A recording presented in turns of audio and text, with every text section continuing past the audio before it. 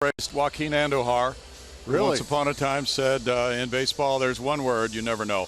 But that kind of describes what we think might be happening here in September. We don't really know, but let's take a look at some things. Yeah, I thought with Oakland in town, you're going to talk about Al Davis and just win, baby. That's all you got to do throughout the rest of the season, right? If you could just win every game, nobody will talk about it. But we look at some of the series the Astros have coming up, and the must-win games are against the Athletics and Angels for me. Good teams that go into the playoffs, and I know Mike Stanton can talk to this too. On championship teams, you absolutely pummel those teams that are sub 500 and try and create some momentum going in against those teams who lead their division. The Astros have a tough road ahead of them. Those three against Oakland, this should be a sweep because that road trip coming up for them, Brownie's going to be a tough one. Well, the Astros are 7-6 against Oakland. This Oakland club just took 2 of 3 from Cleveland and 2 of 3 from the St. Louis Cardinals. Pretty good team. So, Mike Stanton, there is nothing we can presume at this point. Or is there?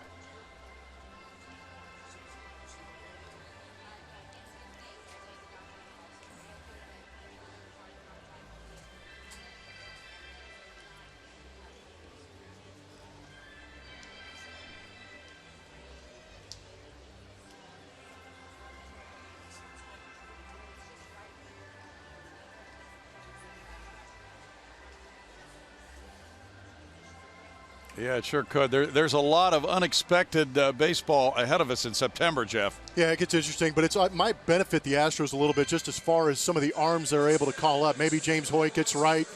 You call up maybe Brady Rogers to be a help in the back end of that bullpen. But right now, arms are key, and I know that's what the Astros are looking for. Back to you guys.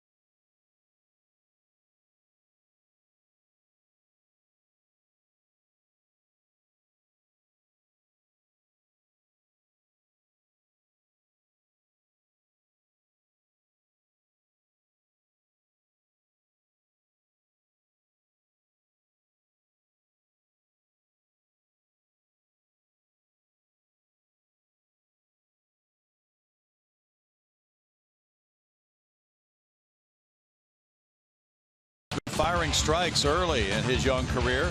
But do strikes mean success in the big leagues? Julia joins us to discuss that and more when we come back.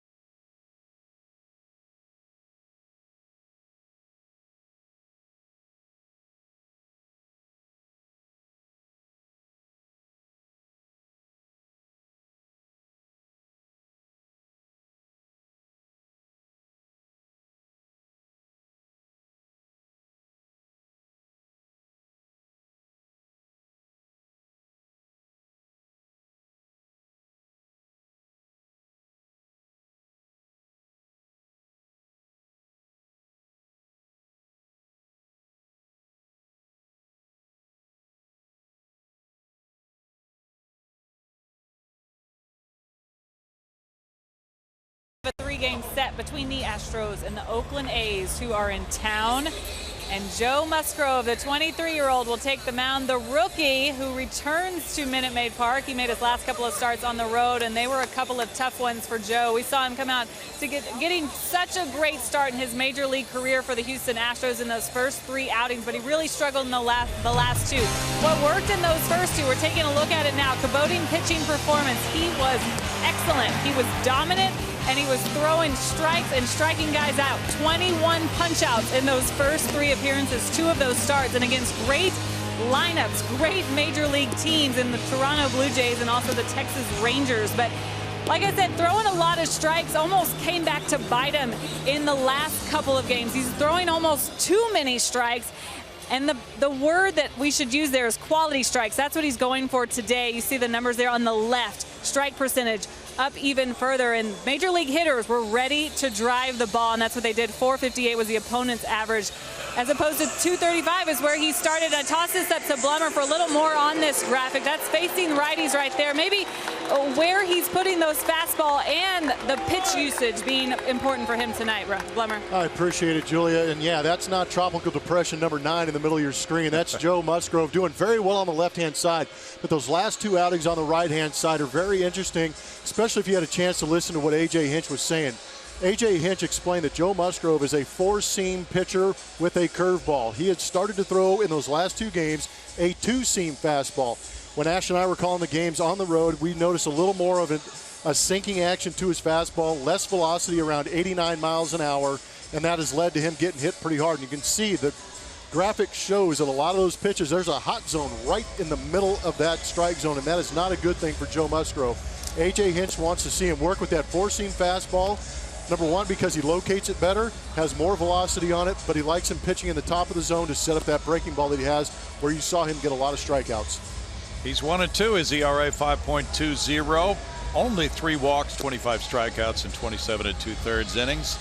And the left-handed hitters have hit .326 against him. Here's the lineup Joe Musgrove will be facing tonight for the Oakland Athletics. In left field, Coco Crisp leads it off, followed by right fielder Danny Valencia. The catcher Stephen Vogt hits third. The cleanup man is DH Chris Davis. With Ryan Healy at third base, Yonder Alonso at first, Marcus Semien the shortstop, Jake Smolinski in center field, Max Muncy is the second baseman, and lefty Sean Manaea will be on the mound. And inside Minute Maid Park, where the Astros are 2-1 on this homestand. 36-29 at home this season. Very important series here, setting it up for the road trip, which will include 3 games at Texas, 4 games at Cleveland. So the competition will be very stiff here. And there's the way it looks in the playoff picture. The Astros and Mariners share second place, 8.5 behind the Rangers. In the wild card, the Astros are in a group 3 games back of the Baltimore Orioles, and Detroit is just 2 games out of that second wild card spot. A lot to take in tonight on the scoreboard. We'll get to that as the evening develops. Joe Musgrove is ready to work to Coco Crisp. First pitch just off the plate. There's ball 1. Chris Guccione is the home plate umpire. Crisp, a .237 hitter, has 11 homers, 47 runs batted in, but just 197 his last 15 games. Fastball fouled away. 1 ball, 1 strike. Musgrove is facing Oakland for the first time. It's his 5th major league start. Joe at home has an ERA of 0.79.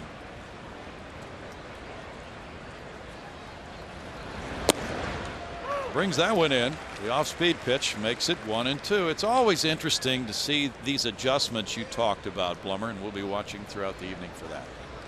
Yeah, that changeup's a good one too. You can see even it wasn't a great location, but just the change of speed can throw that hitter off a little bit. But that's what he's trying to do, is set up that swing right there. And he gets a call. Crisp went for it on appeal to David Rackley. The third base umpire says it was not a check swing. Crisp is banishing that thought from his mind. It's out number 1. Judge for yourself on our Super Mo, brought to you by Mattress Firm. Borderline.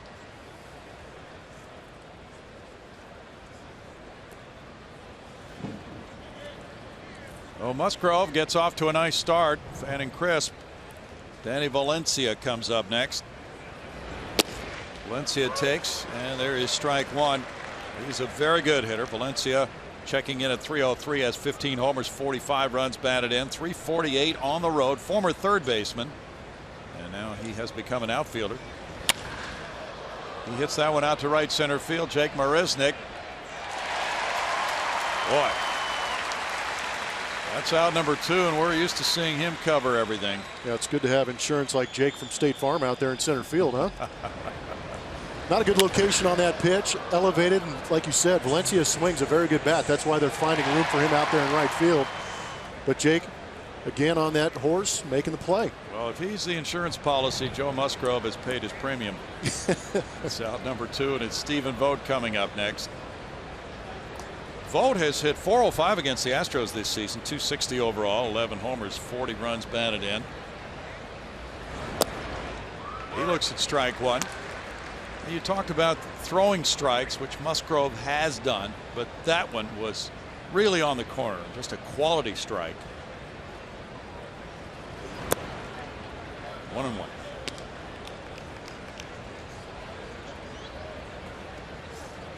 Vogt is a real leader on this Oakland team, not only as the catcher and the game caller, but delivering some offense in that number 3 spot. It's 1-2, as you see. That one caught a lot of the middle of the plate. Backdoor slider, good look at it on our strike zone. Brought to you by MD Anderson. That first pitch is what you're talking about, Brownie. Just paint that thing. Start painting those corners, get some calls, and you even get some hitters chasing off the edges sometimes. Vogt hit a 3-run homer yesterday off a left-hander, Jaime Garcia, in St. Louis. That snapped an 0 for 18 for Vogt. He smacks this one high to right field, but it'll die in Springer's glove for out number 3. Good start for Musgrove. The Astros up against Manaea in a moment.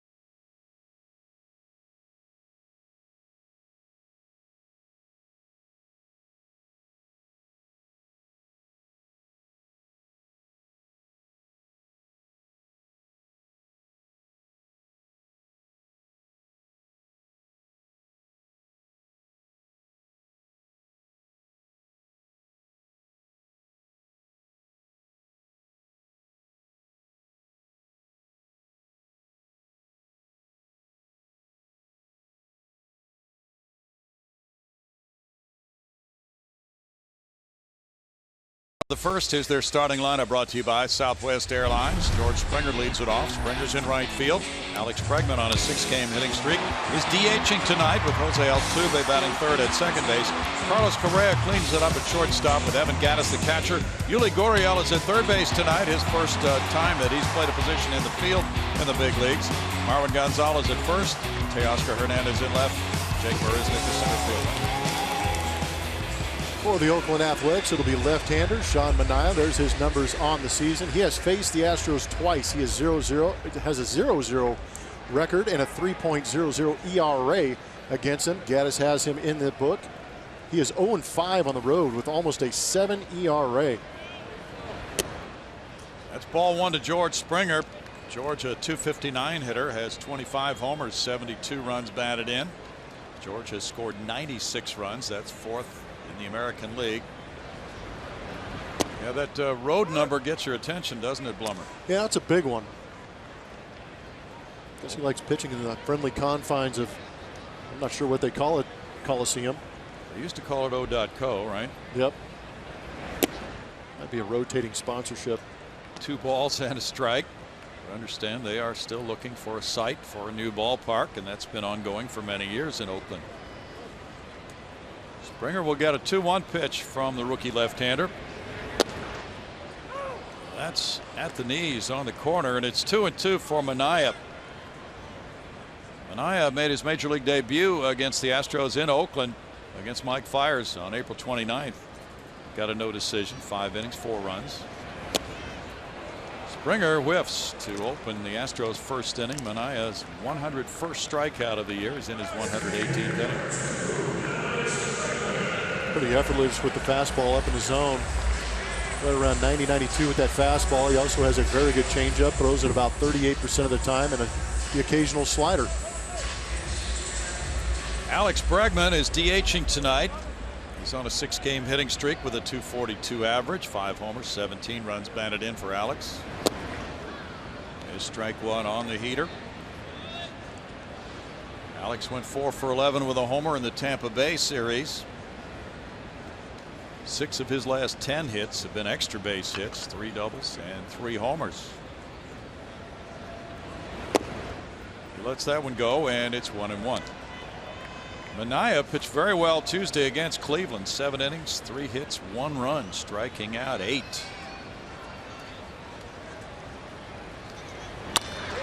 It's line to center field. Smolinski. 2 outs. And Manaea beat the first place Indians in that game 9-1. Jose Altuve went deep in yesterday's game, his 21st home run of the season. He's driven in 87. That's 9th in the American League. And he has a league high batting average of .355. Altuve's a .313 hitter against Oakland this season with those glittering numbers overall. .565 slugging percentage for Altuve.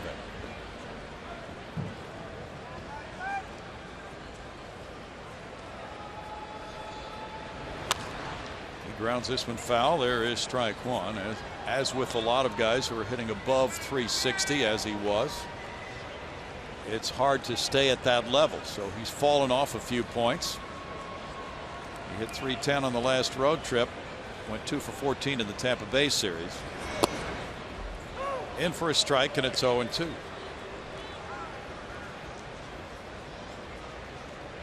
So that's his version of taking a couple days off. That's it. Yeah. He's just about ready to go on another one of his Altuve tears. It's his slump. 1 ball, 2 strikes. Altuve is second in total bases in the American League with 290. Get those numbers. He's a nice OPS. Strikeout for Manaea gives him a 1-2-3 first inning with a couple of Ks. No score after 1.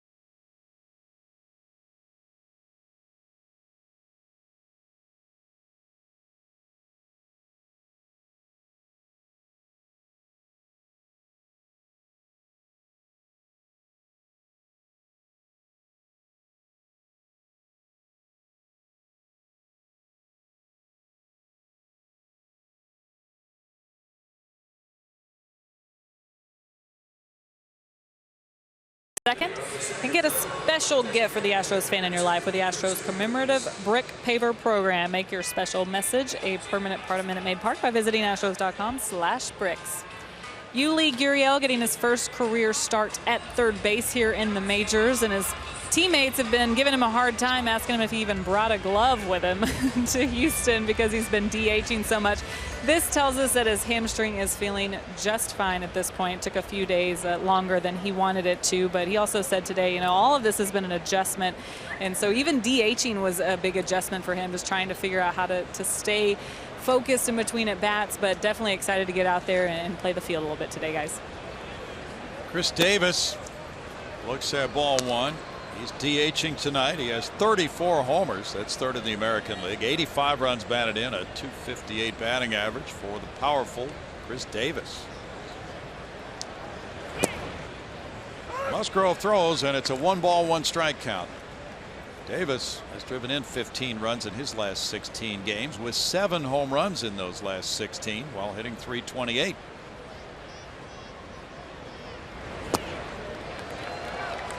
One ball and 2 strikes. So Davis has really opened a lot of eyes with what he's done this year after coming from Milwaukee in the trade in February for Jacob Nottingham and Bubba Derby. He's hit 10 opposite field homers. Fouls that one away. He's got a pretty aggressive uppercut. Only Miguel Cabrera has more oppos this year. He has a dozen, Blum. Yeah, we talked about that in Detroit. That's such a good ballpark to go to right field, and left-handed hitters like it, but Miguel Cabrera is just such a unique talent to have that kind of pop to consistently go the other way. Breaking pitch stayed up a little bit. Probably not where Joe Musgrove wanted it, Blummer. Yeah, and that's where he's had issues, is with that breaking ball. The 2 starts where he got bashed around a little bit, the curveball seemed to back up a little bit and come into right-handers, but this one doesn't have nearly enough spin on it, hanging up out over the plate. And sometimes when a pitcher's going well, that pitch is fouled off or it's missed. When he's in a slump, it's hit hard. I guarantee you, Joe Musgrove, after letting that go and getting the foul tip on it, was extremely grateful. And it's okay to be grateful. You got to just remember that and make the adjustment moving forward.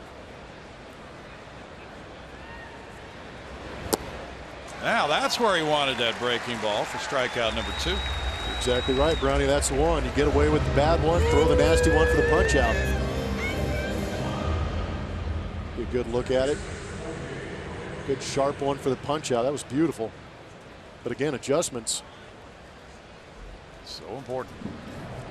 Ryan Healy has opened some eyes with his play in the majors this year as a rookie. He's on a 14-game hitting streak right now. 21 for 52. Ball 1 to Healy. .289. 6 homers, 17 runs batted in. You and Julia and Ash got a good look at him when the Astros went to Oakland. They faced him there. Good looking young player. Yeah, big kid. But he had some big hits in that series. A couple of doubles, drove in 3 or 4 runs. A couple of big spots. He has the longest active hitting streak in the majors. Causes him to duck out of the way, and it's 3 balls, no strikes on Ryan Healy. So Healy's play at third base has forced Valencia to move to first base and the outfield. Looks like Healy may have found himself a job for a few years to come with this Oakland club. That's in for a strike. Ryan's 24 years old. He's from West Hills, California, in the University of Oregon. 3rd-round draft choice in 2013. Played at Double-A Midland last year. That looked like it had a little cutting action on it, and it's 3-2 now. It did, but what's encouraging to me also is the velocity. Yeah. 92, 93 on that 4-seamer.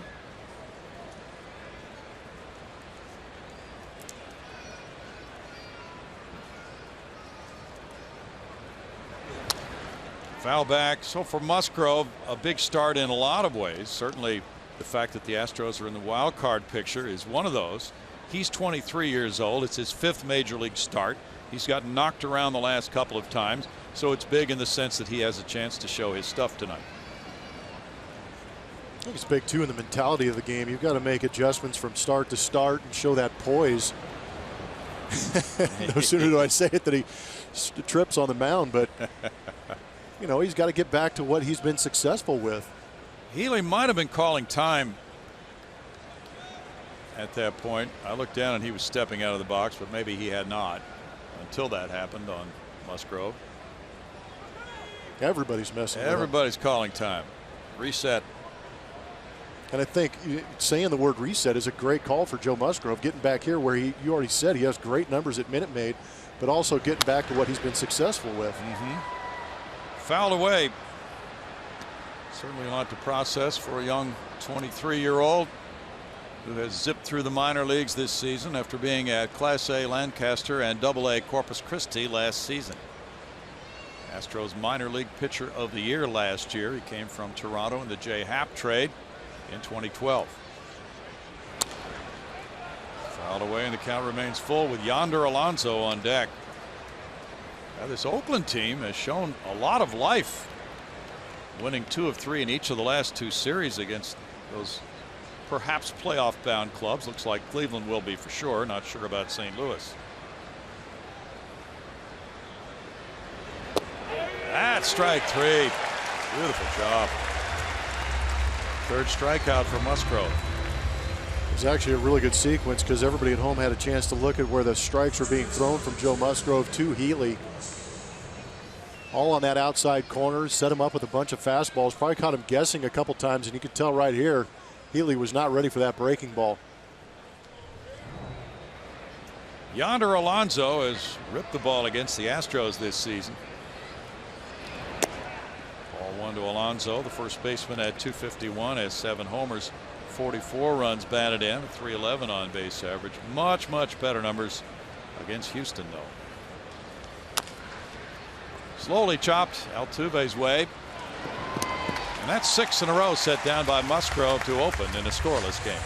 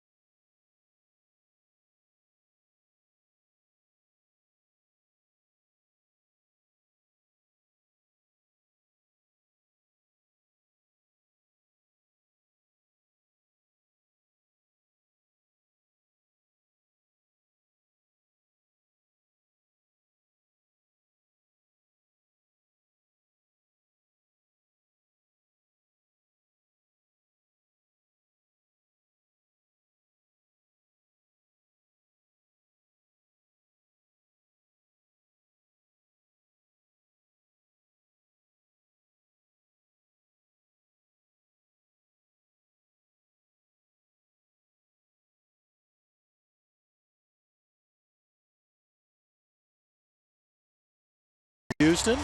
This is most home runs versus the A's in the last 2 seasons. Evan Gattis, 8 bombs. Colby Rasmus getting back in shape and getting ready to join this ball club. Has 5 himself, and then a cluster of 4 very good hitters with 3.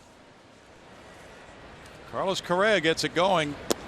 Nothing. No base runners so far. There's ball 1 to Carlos. He's on a 4-game hitting streak. 275, 19 homers, 88 runs batted in. Time is called. Carlos on his 4-game streak has gone 7 for 14. He was 2 for 4 yesterday against the Rays. 3 multi-hit games in his last 4.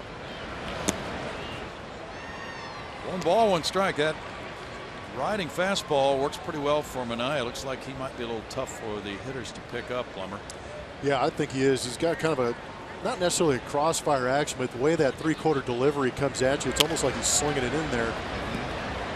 Doesn't get down quite as far as El Cid Fernandez, but eerily similar for me. Good analogy. 1-2. Astros bench. The Astros have shown some life, winning 2 out of 3 on this homestand after taking 5 out of 7 on the road trip against good clubs in Baltimore and Pittsburgh. Still 1-2 on Correa.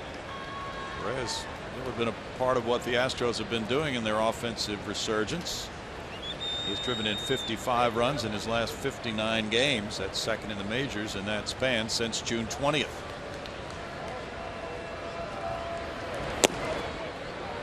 It's 2-2.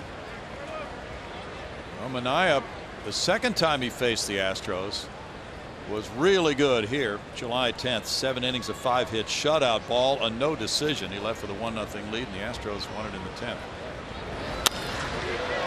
Out to right center field, Smolinski. 1 out. Talked about Evan Gattis' home runs against the A's. You're going to enjoy a couple. That was off of tonight's pitcher, Sean Manaea, getting the head out there in Oakland. Looking like a hanging slider up around the train tracks. What's interesting, some of these pitches are down. It's good to see Evan Gattis covering some serious parts of his plate, but he loves him some Oakland A's pitching.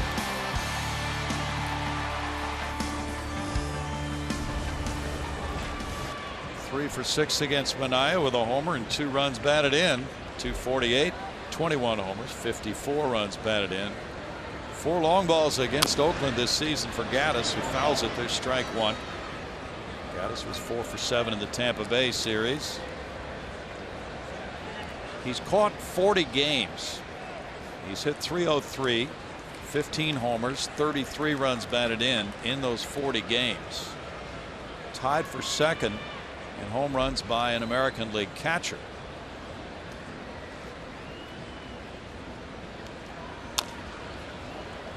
That one goes foul as well.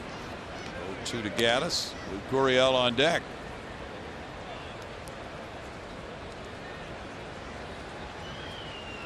Gattis has hit .321 in August. That's second in batting average for an American League catcher. 26 hits and 81 at bats this month. 1-2. Pretty good take. He sees the ball well off Manaea. Yeah. Looks like some of the guys have not been. I agree. Right-handed hitters are hitting .288 against Manaea, though, this year.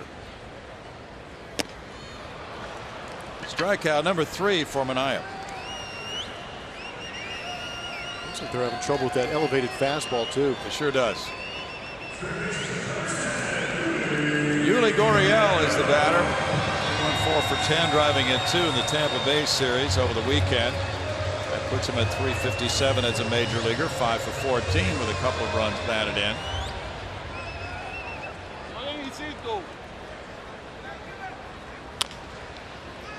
Bouncer third. A throw on one hop, not in time. Boy, Healy just didn't make a good throw at all.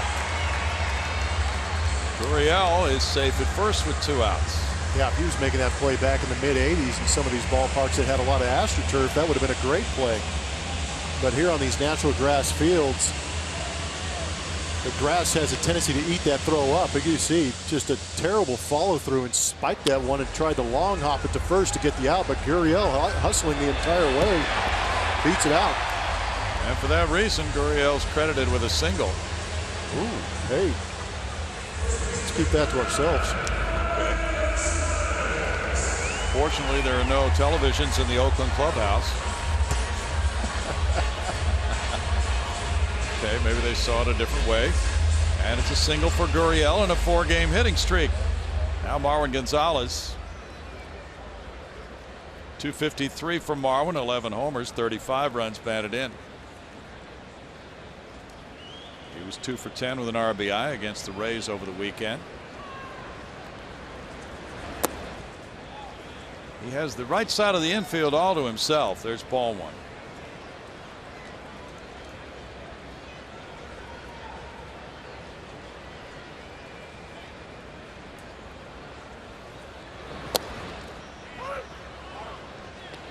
1 ball and 1 strike. Marwin is a right-handed batter. Has hit .259, .449 slugging percentage.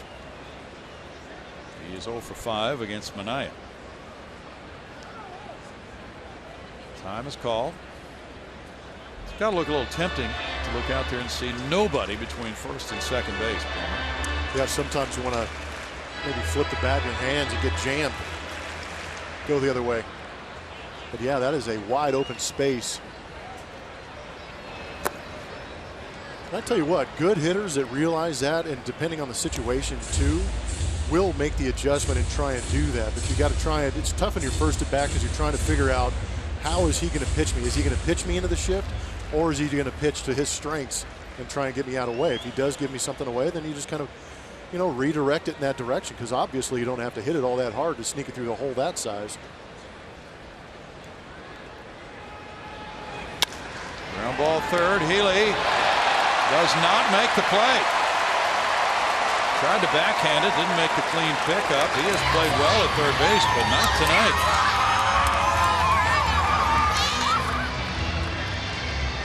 Yeah, that's not looking too good right now at third base. It's amazing in the game of baseball, you make a close play at first base and it just seems to find you. That ball will expose you at every chance it gets. Not a good feeling.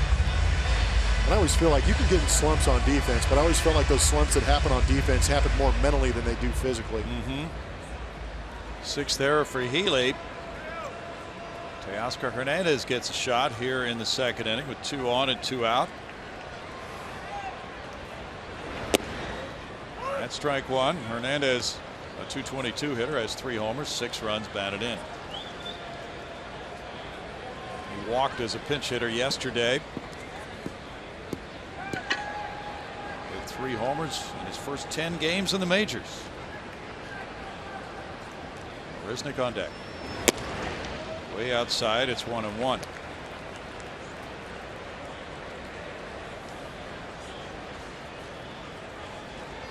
Oakland has now made 77 errors this year. Astros have made 60. It's not a good feeling when you've just made an error and the pitcher has to work out of a jam now. There's an epidemic of timeouts. No, but I'm with you. You can feel the pressure too. If you made a couple errors that lead to some base runners, 2 outs, you know the pitcher's pitch count is rising. Yeah. That's the hard part. 1-2. Well, we've heard for years, Blummer, you can set the record straight on this. Oh, if you've just made an error, you want that next ball hit to you. I don't know if you necessarily want it, but you need it. That's how I always felt. Sometimes I wonder if you don't want it hit to you, if you're not feeling good about yourself. Well, if I made an error and then Gary Sheffield was up, I was not asking for a ground ball from that guy. No, sir.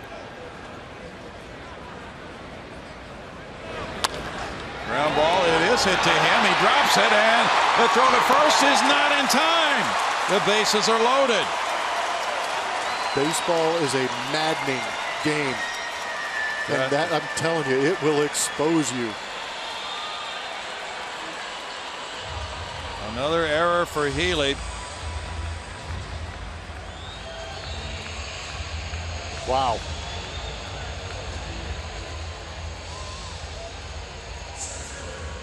Can the Astros take advantage of it? 3 straight plays at third base, unable to be made by Ryan Healy. And again, you're playing on a ball club in the Oakland A's where there's no expectation the rest of the season other than to go out there and get experience. If this kid's going to become something, this will be a learning experience. You bet. Now Marisnick's the batter. Jake takes, and it's strike 1. Marisnick, a .214 hitter, has 4 homers, 11 runs batted in. Jake 1 for 8 with a homer in the Tampa Bay series. This is the 3rd straight game in this ballpark that a third baseman has made 2 errors. 3 games in a row. Alex Bregman did it in back-to-back games. One of those was an error on interfering with a base runner, and now Healy does it.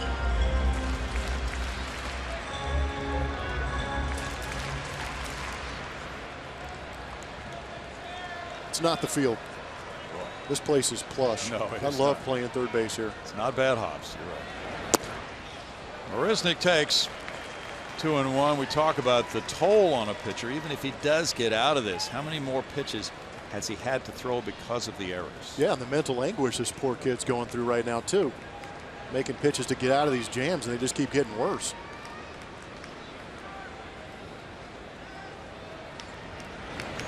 Inside, and that almost hit Marisnick. It's ball 3.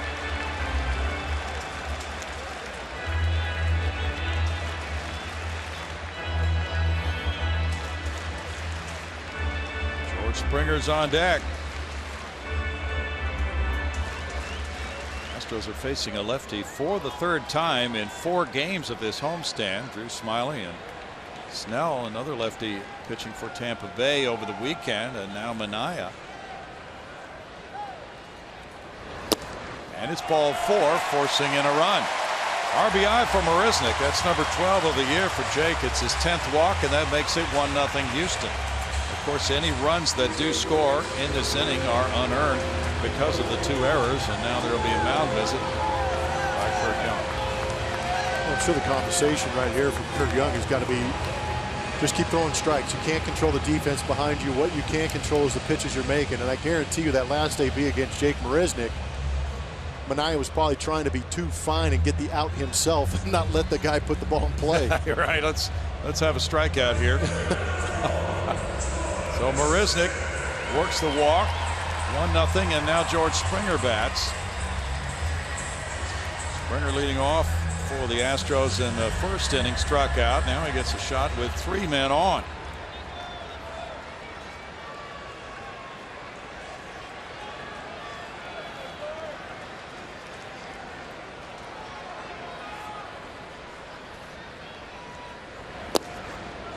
That's strike 1 to George. Nice day for his parents yesterday at the Little League World Series. They were honored as Parents of the Year. 3 grand slams this season for George.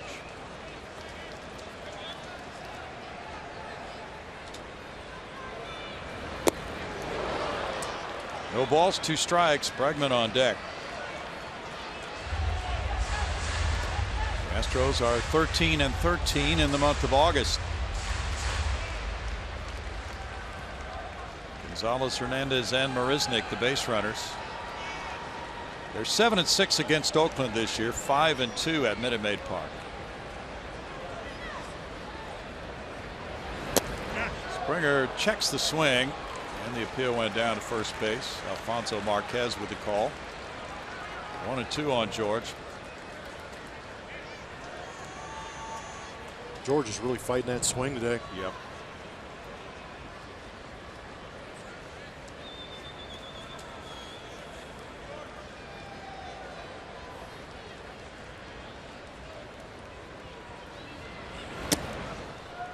It's 2 balls, 2 strikes. You almost see the hands starting when that foot is coming down. You like to see that foot come down first, then the hands come through. But when you're scuffling, it's tough to get that timing going. And Chris Archer smoothed over their exchange of words from yesterday's game. Heat of the battle type comments to each other. That'll go foul. It's hit hard.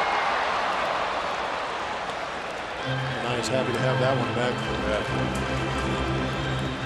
Hanging slider.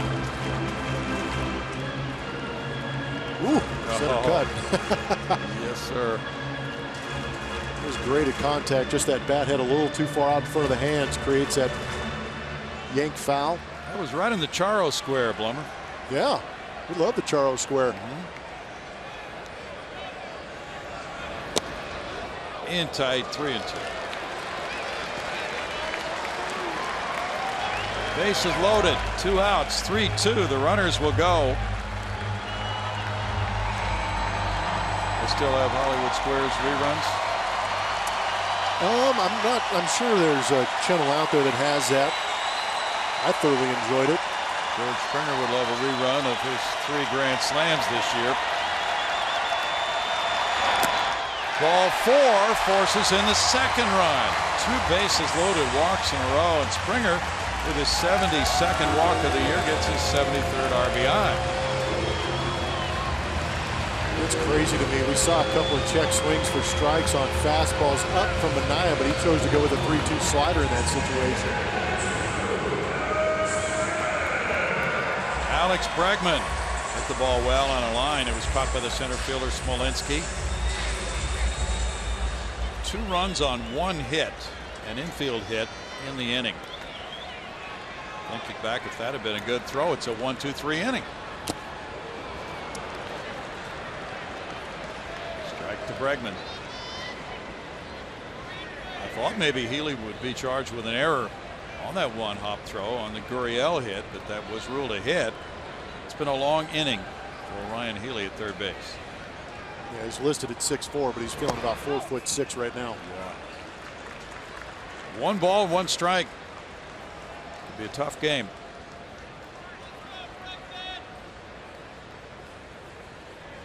Last 6 games have been outstanding for Oakland starting pitchers. They haven't had one like this in a while.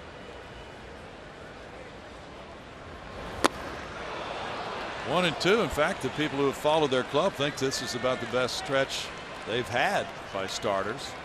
There have been 19 pitches for Manaea since the first error in the inning. That is a good stat considering what we talked about after that error.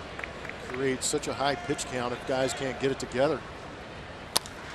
Foul away. So you could say he's had to pitch 1 additional inning because of the misplays. Great call.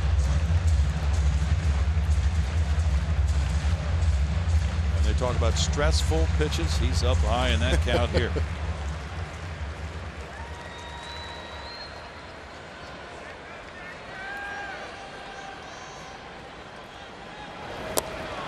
Bregman's down on strikes. That's number 4 for Manaea, but the Astros get 2 runs on 1 hit with 2 errors, and a couple of bases loaded walks give them a 2-0 lead.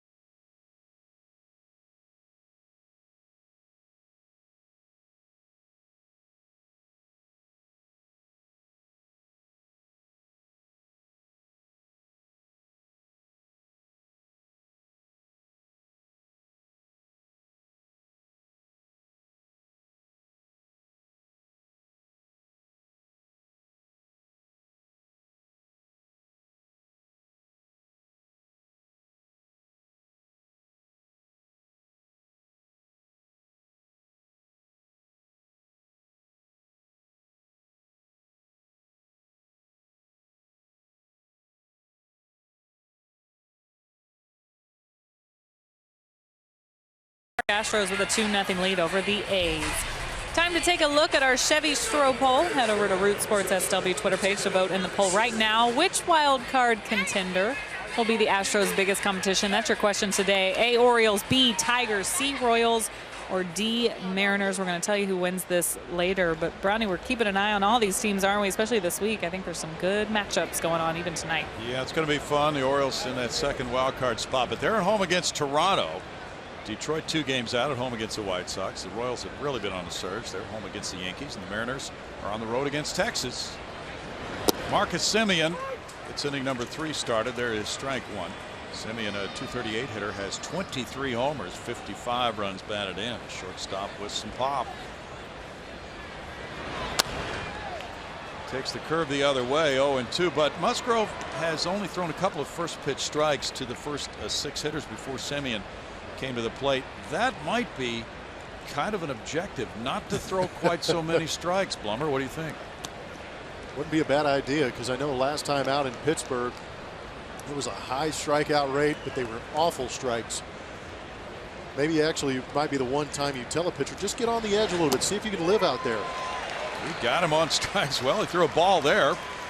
And I just wonder, it's so odd, though, for a pitching coach to say, don't throw so many strikes. Yeah, you got to be careful how you phrase that, especially to a young pitcher. But maybe you just go to the tape and say, Joe, when you were going well, you were painting on the edges. You weren't trying to create movement with that fastball. You were just focusing on that four-seam control. Jake Smolinski, the former Texas Ranger at 266, had 7 homers, 25 runs batted in. Well, pitchers will tell you, why throw strikes if you don't have to? That's ball 1. And it's interesting, too, because the Oakland A's are historically a team that takes pitches. But you got some young kids in this lineup, maybe a little more aggressive than usual. 1-1 to Smolinski. Texas Rangers lead Seattle 1-0 after 2 tonight in Arlington. That one hit him on a curve. Smolinski becomes the first base runner for Oakland tonight. First hit batsman for Musgrove as a major leaguer. And for me, when I've seen Joe miss with the breaking ball, it has been on that arm side. There's just absolutely no break in that whatsoever. You can see he just made a beeline for that rib cage elbow of Smolinski. Max Muncy is next, playing second base for the injured Jed Lowry.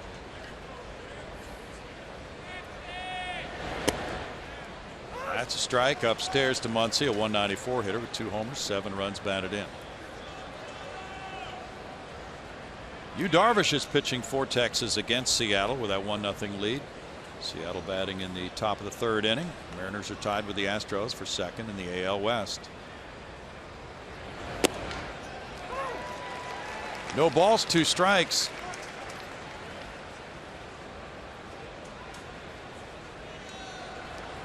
Carlos Beltran hit his 25th home run off Iwakuma in the 1st inning for that Ranger lead.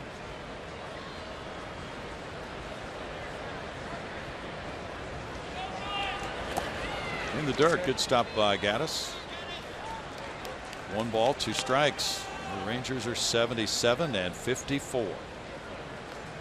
Best record in the American League. And they improved by virtue of their record versus Cleveland by winning that series from the Indians. In case they should meet in the postseason, Texas had the better head-to-head record against Cleveland.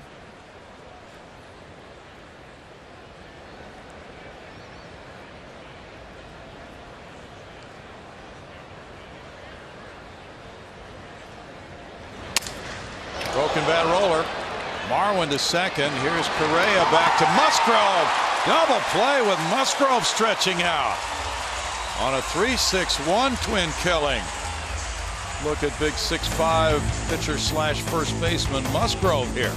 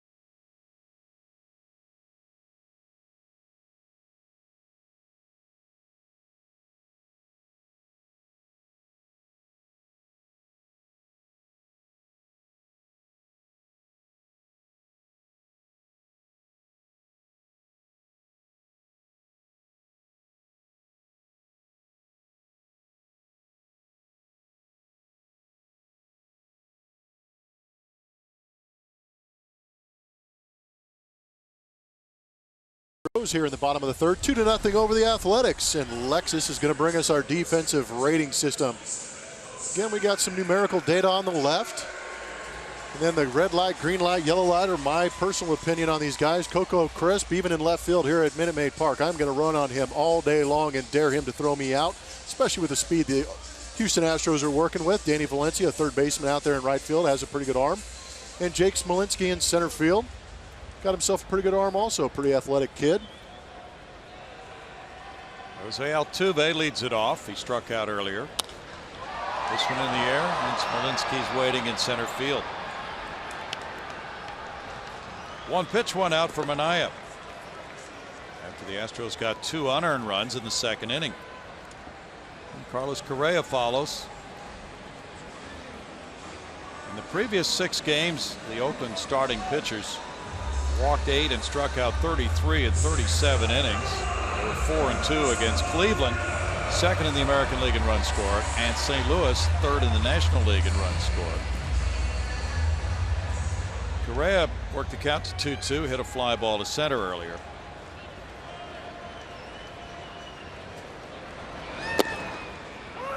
And for strike 1. People are wondering where their rooting interest should be in the Seattle-Texas series. It's tough. I mean, I want to say root against Texas, but I'd like to see the Mariners just fall by the wayside and have the Astros continue on by. Right. Get in that wild card. The Astros, of course, will play the Rangers next.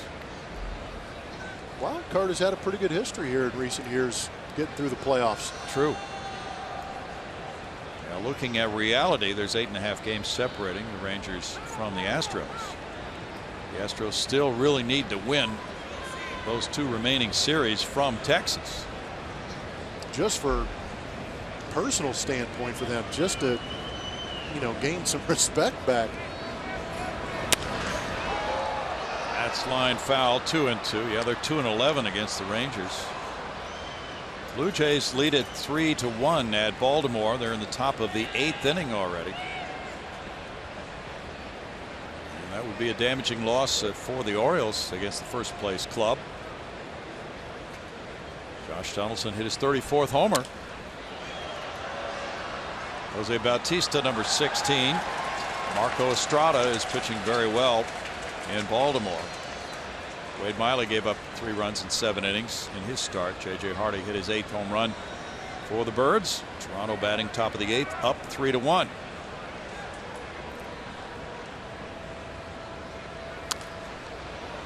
So the Astros have a shot at moving up on the Orioles. They have been gaining in the wild card race since the 19th of August, 10 days ago. They picked up 3 games in the wild card race. 30 games remaining for the Astros. They've won 68. They've lost 62. Will they need to win 88 to make the playoffs? Healy throws low, and whoa, Alonso saved him a 3rd error of the night. He might have fielded that between his legs. I couldn't tell, Blummer. That looked a little strange. Degree of difficulty go up for you on that play? Yeah, it just. Let's take a look at it here. It's up on his balls of his feet, which is good, but look at yeah, that. he is having a tough time keeping his footing over there. Wow. But again, he is just not finishing that throw for me. You see the back leg planted when he throws. Yeah. If that backside is not following through, that's what's going to happen is your throw is going to not make it all the way there. You got to almost have a follow through like a pitcher would with that back leg coming up to create that momentum through the throw. Gaddis is next, but when you take that crossover step, you don't want to reach back behind your left leg. Yeah, that left leg, you want it to plant and stop, but it keeps moving on him. Man, that almost got through him right there, too. Sure did. Ground ball to shortstop. Simeon gets Gaddis. And Oakland struggling to make the plays, but that's a 1-2-3 third inning and a 2-0 Astros lead.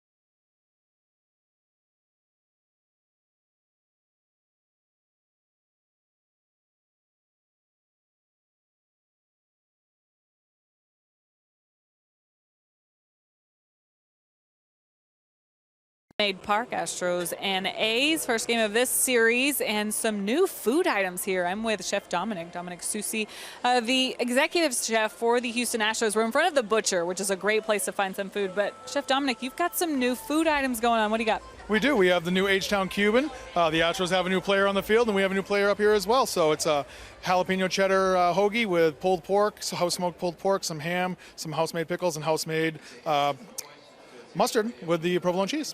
Sounds good. Yuli Gurriel, I'm sure, would definitely approve of this, guys. But where can you get it? You can get it at the Butcher stand up on club level. You can also get it at the Texas Smoke stand on the main concourse.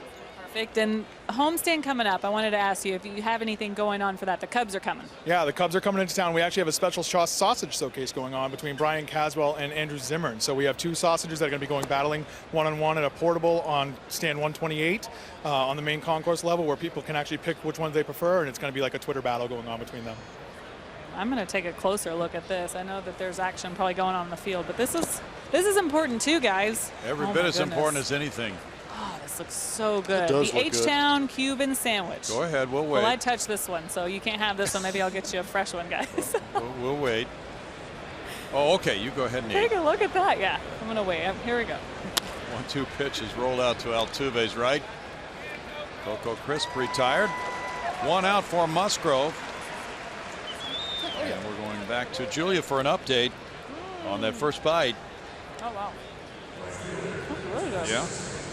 Great job. All right, we'll get back to you after the next batter. We need a translator. See how your third bite was. It's good stuff, Julia. This is good stuff. Yeah. Valencia is the batter. He hit a fly ball to right center field, caught by Marisnik. Off the end of the bat, there's strike one. We got a Ford spray chart to look at with Valencia up there as hot and cold zones. Below the major league averages in blue, above the major league averages in red. Doesn't like that pitch middle down and away. See Musgrove attacking with that curveball, and that first pitch down and away got the swing and the foul tip. But Valencia, all those power guys like to get those arms extended, and that's why that middle away zone are always relatively high. It's 2 balls and a strike to Danny Valencia. White Sox lead the Tigers at Detroit 2-1. They're in the bottom of the 5th inning. James Shields on the mound for the White Sox tonight. Matt Boyd going for Detroit. Valencia looks at it, and it's 3-1 now to Danny. Danny's a .341 career hitter against the Astros. 7 homers, 15 runs batted in. Oakland is next to last in runs scored in the American League. Fastball foul away. 3-2 to Danny Valencia. He and Billy Butler got into it. Butler wound up on the disabled list with a concussion. Just came off that 7-day concussion DL tonight. Reactivated by Oakland. That is ball 4. Valencia takes the 1-out walk. First walk for Musgrove. So that might take some people back to the 1973 Oakland A's or so. Ooh. That was borderline, huh? It really was. Yeah, those Oakland A's have been known for those clubhouse fights down through the years. Tell you what, I would have been really impressed with visiting clubhouse manager Steve Perry if he'd have just put their lockers right next to each other. Yeah, right. Stephen Vogt takes strike one. Steve's been around long enough to know where his bread is buttered. Yep. Strike one to Vogt, who hit the fly ball to right. Now Phil Garner was on those battling Oakland A's of the 70s. He was here tonight in the Oakland clubhouse. He and Bob Melvin, longtime friends. No balls, 2 strikes. Phil worked for the Oakland organization, and he, I believe, retired last year. Longtime Houston resident. Always good to see the former Astros skipper and infielder on his infrequent visits. We'd love to see him more. There's a swing, and Vogt has struck out. Strikeout number 5 for Musgrove. His plan is working. Showing better command of that breaking ball. The times he has gotten the strikeouts on that breaking ball, it has been good and sharp.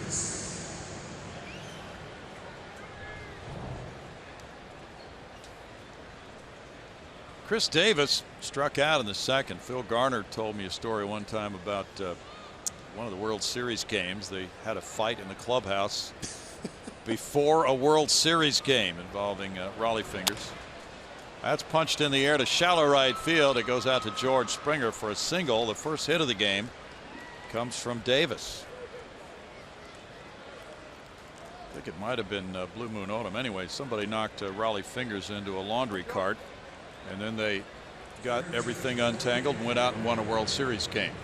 Nothing like a good in-house brawl to bring guys together. World Series, though? I know. Could you pick a worse time? Not really. Jeez. 2 men on, 2 outs now for Healy. Healy definitely interested in doing something big after his fielding woes earlier in this game. He struck out looking on a 3-2 pitch in the second. Great reports on this young man, though. He was at AA Midland last season. Was not invited to spring training with the big league club this year. He fouls that when he hit .302 at Midland last year. 10 homers, 62 runs batted in. And then was sent back to AA Midland to start this season. No complaining, just went about his business, and he has hit .321 with runners in scoring position for the Oakland A's this year.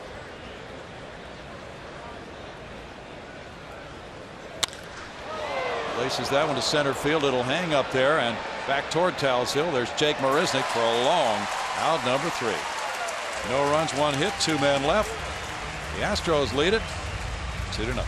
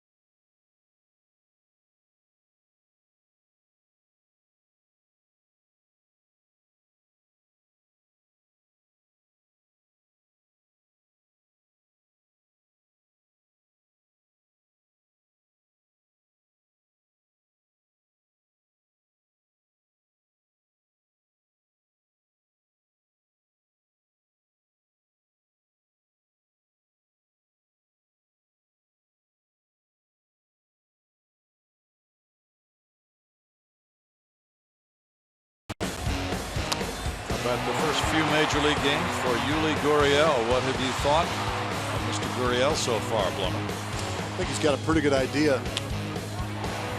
Kind of wraps that bat around a la Julio Franco, but in doing so, he does a great job of getting that thing ready. And what I love is that he is aggressive. He is not here in the big leagues to look at pitches. He is up there to get his hacks in. Fouls out for strike 1 after getting the infield hit and scoring the run in the second inning. He did another group interview tonight. Manaea.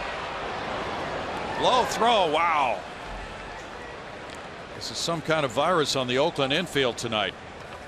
Man, you ain't lying. Wow. It's widespread.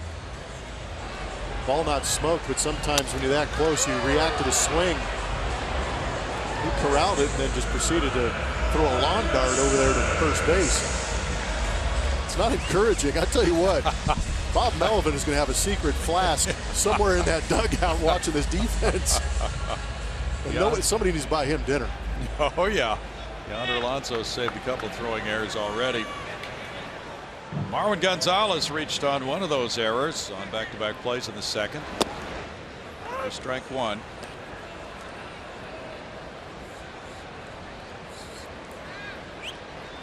Now time called as Bob Melvin comes out to the mound along with the athletic trainer, spotting something there on Manaea.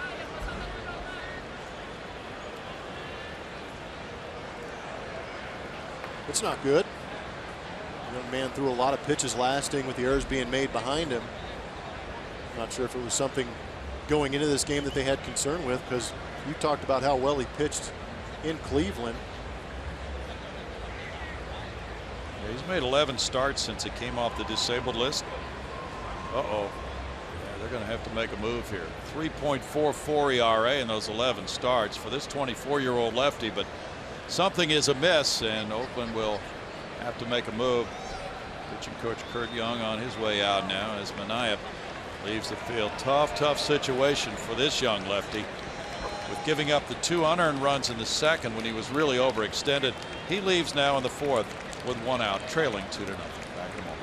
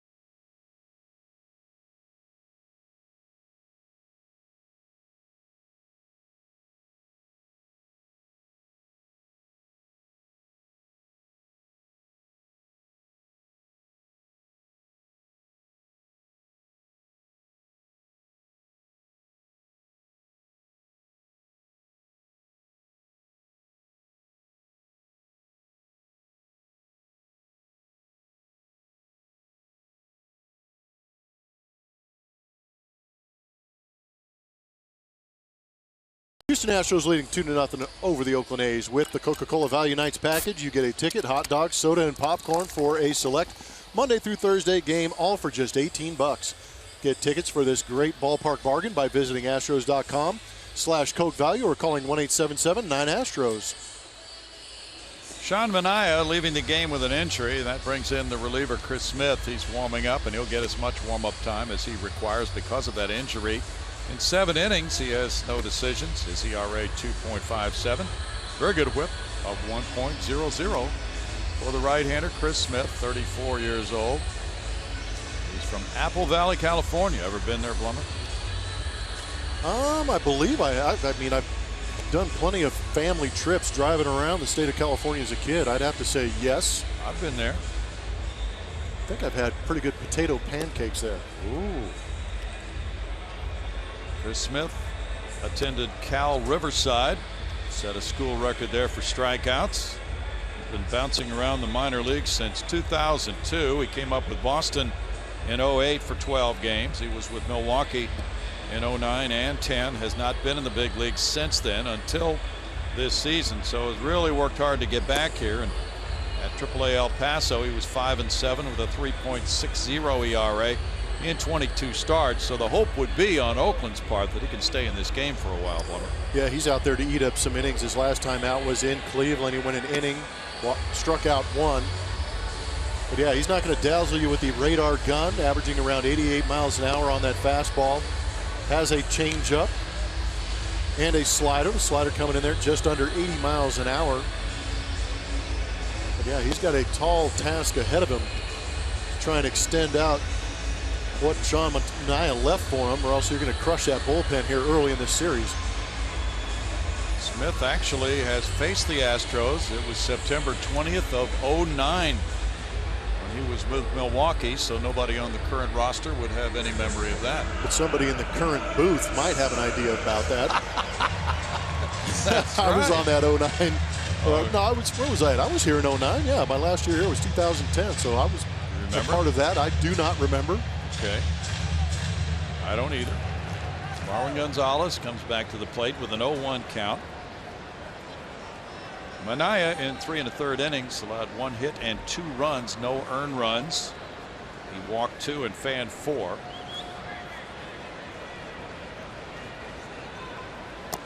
Marwin showing bunt, takes the ball there to even the count at 1-1.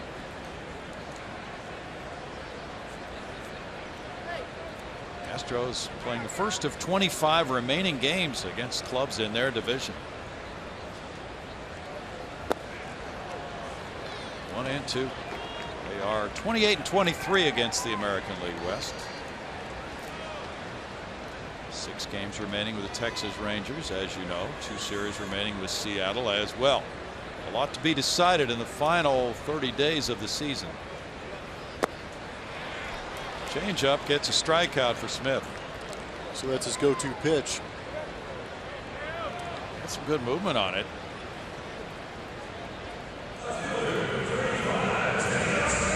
Teoscar Hernandez reached on an error in the 2nd inning.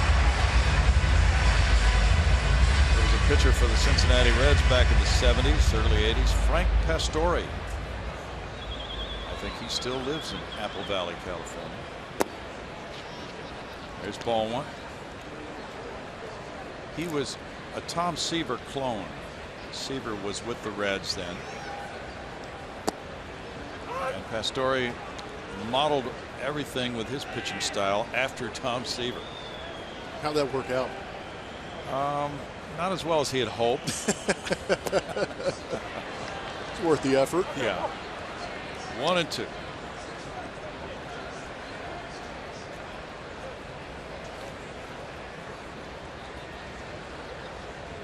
Smith has pitched in 416 professional games, 55 in the majors. You've got to appreciate that kind of pluck that he has stayed with it throughout that career to get back to the big leagues this year. Tell you what, that dangling carrot of being in the big leagues will drive you to play for a long time. He gets another strikeout, and he comes out of the bullpen and gets 2 outs here in the 4th inning. 2-0 Astros.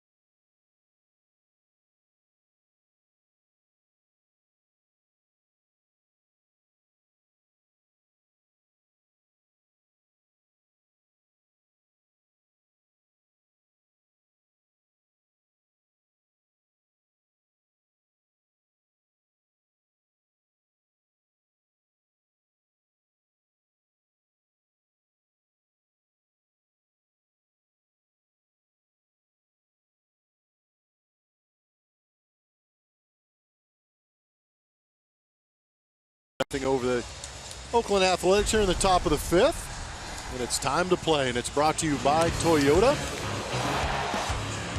It's a team fielding percentage, 2nd in Major League Baseball, 60 errors on that season, or the 2nd fewest in Major League Baseball. And in order for the Astros to stay in contention, they've needed that defense to pick up that pitching occasionally, keep them in ball games. And of course, some of those shifts are helping putting these guys in the right position to make plays, but they've also got incredible athletes out there who have absolutely no regard for their physical well-being, but flashing some leather. It's been fun to watch. Good look at the highlights of some of those plays. Yonder Alonso leads it off in the 5th. Joe Musgrove throws strike 1 at 81 on the edge. Alonso rolled over on 1, grounding out to Altuve in the 2nd inning. Just got word, I was not aware that Frank Pastore had passed away. killed in an auto accident a couple of years ago. Sorry to hear that. He was really a fun guy. Very nice person. No balls, 2 strikes to Yonder Alonso. Thanks to Bill Dawley for passing that along. It's 1-2.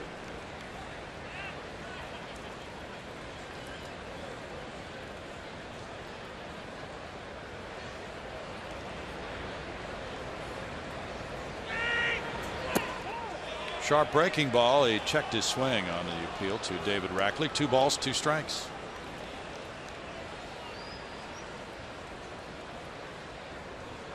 Do we have a question on Twitter about who was credited with the strikeout of Marwin Gonzalez? Yes. It was Smith. Absolutely. Rolled out to second. Altuve on to first. 1 out. You know, Ash and I were talking about Altuve dropping down on plays like that to one knee. And years ago, there were second basemen who simply would not do that.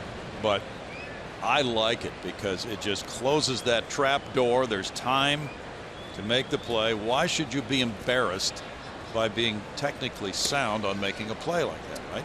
Well, you're just making sure the ball doesn't get by you. And like you said, I think the key part of what you just said is because he has time. If it's a rocket, then he's got to field it normally. If he's got time to do that and get in front of it, make the right play to secure that ground ball, why not?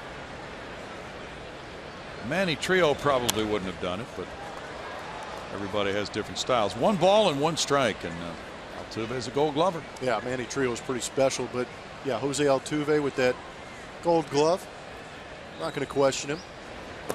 You know, there again, I think Manny Trio was into styling, right? Yeah. There are guys out there that are trying to dress those things up.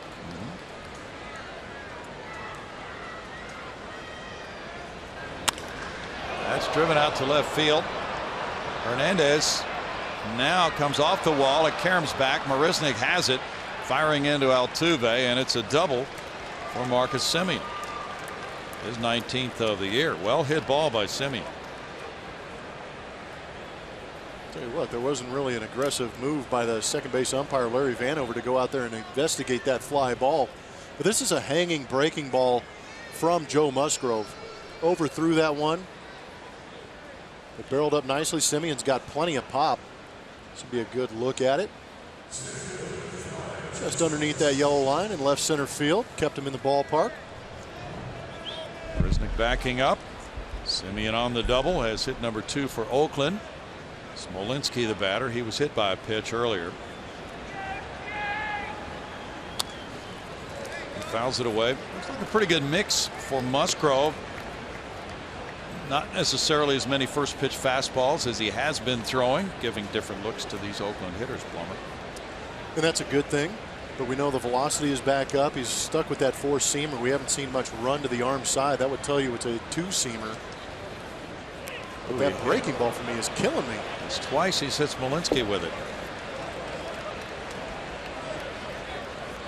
That was a pitch for me that has been so good for him early on in the first 3 outings that we saw from Joe Musgrove. And again, several strikeouts tonight on that breaking ball, but almost seems that when he's throwing it earlier in the count or not a 2-strike count, it's just been terrible.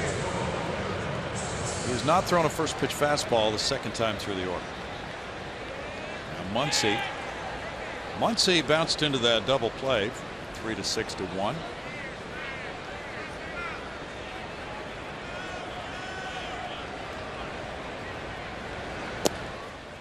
Strike 1 to Muncy.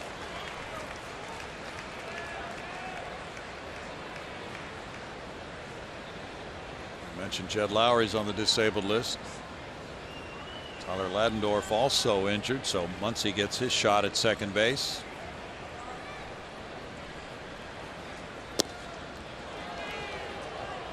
One ball, 1 strike to Max.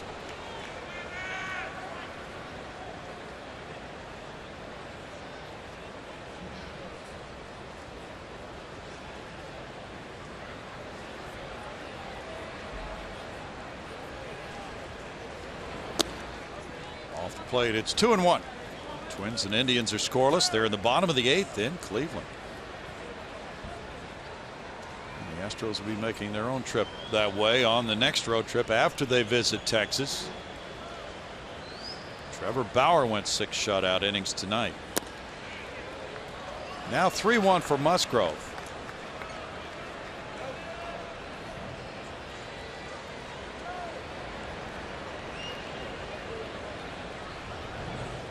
Hector Santiago has the ball tonight for Minnesota in Cleveland.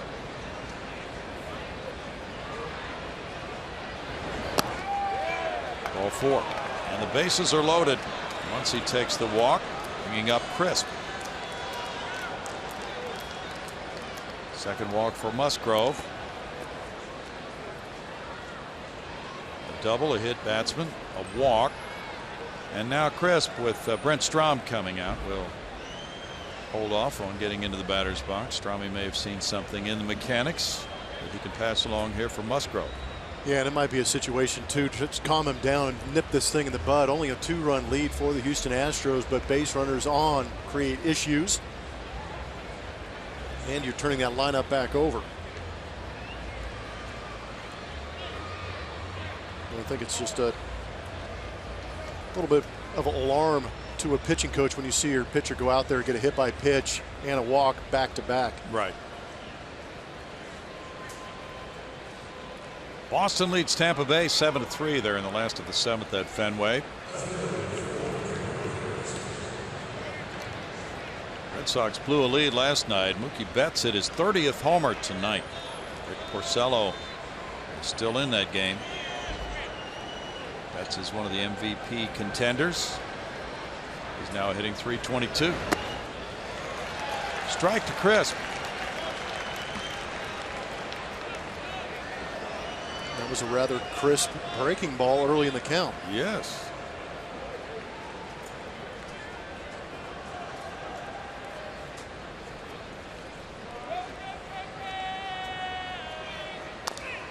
Grounded foul, no balls, 2 strikes. Crisp has an incentive clause in his contract, and we understand he would have to play just about every remaining game to reach that incentive, for the contract to roll over for another year at a sizable sum.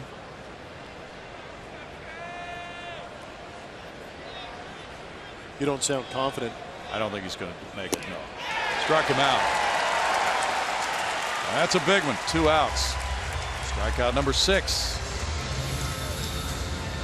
And when they say pitching backwards, that's basically what happened to Coco Crisp right there. 2 breaking balls down to get ahead 0-2 and then climb the ladder for the punch out with the fastball. Crisp 0 for 3 now. Musgrove faces Valencia. Danny 0 for 1 with a walk.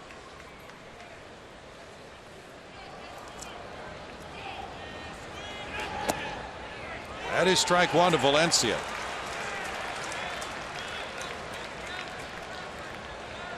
Valencia is 31 years old, from Miami, went to the University of Miami. Last year he hit .436 against the Astros with 4 homers, 11 runs batted in.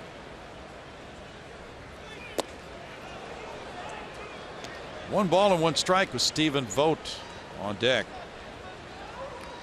Valencia was drafted by the Twins in '06. They traded him to Boston. Then another deal took him to Baltimore.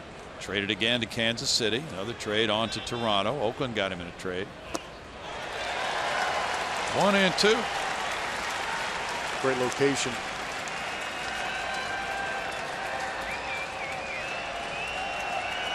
You could almost see A.J. Hinch kind of anticipating what the pitch call should be. And he's looking at his pitcher and his catcher to make sure that they're on the same page almost. He got him on strikes. A great escape by Joe Musgrove. Bases loaded. 1 out, striking out Crisp and Valencia. No runs a hit, 3 men left in the middle of the 5th. It's 2-0 Astros.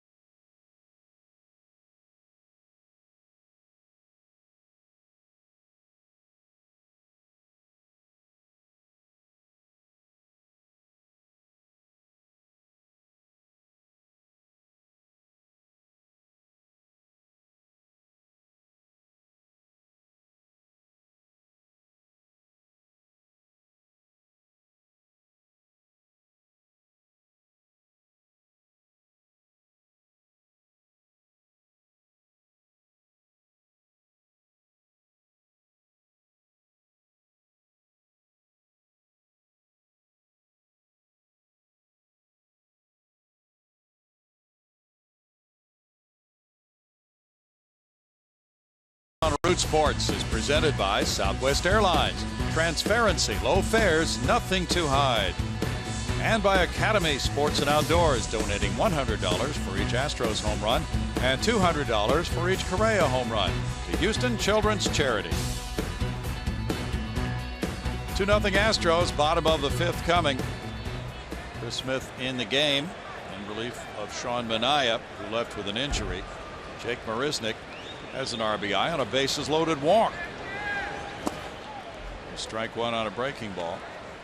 Earlier we had a question on Twitter about who got credit for the strikeout of Marwin Gonzalez. Manaea left with an 0-1 count, and Smith got the strikeout. He got credited for it. He threw strike 2 and strike 3. And somebody else wanted to know, what if the pitcher left with an 0-2 count? Nope, he doesn't get the strikeout. He didn't get strike 3 while he was in there. It's the relief pitcher who gets it. 1 ball, 2 strikes.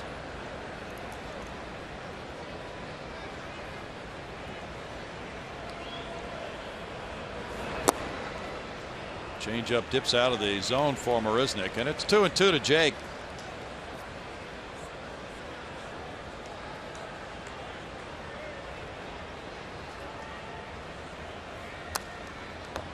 Foul ball.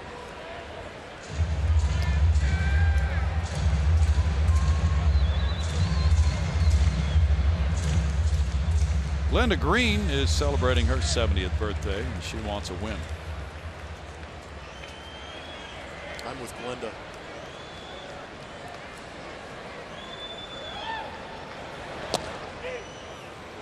Strike 3 call. Really?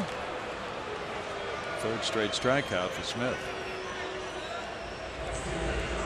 Not the best breaking ball in the best location, but all you got to do is catch an edge, and according to Chris Guccione, he did. Well, you know, it does look like it there. I was just watching the catcher's mitt move. It moved quite a bit.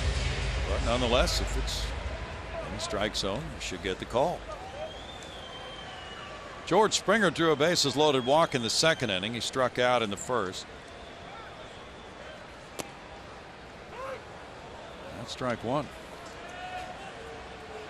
Tyson Kirksey has sent a shot of little baby. Congratulations, Tyson Kirksey, newest Astros fan, weighing 7 pounds 9 ounces. Length 0.29 Altuve's. That's beautiful. 1-1 the count.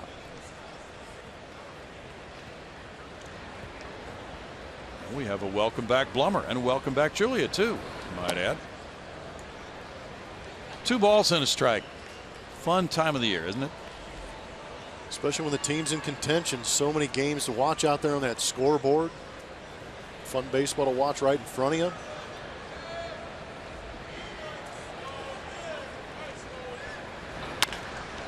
Grounded wide of 3rd base. Yeah, the hand operated scoreboard is especially good late in the year. There you go. Beautiful baby. Tyson Kirksey. We didn't get a name, Tyson, but there's the baby.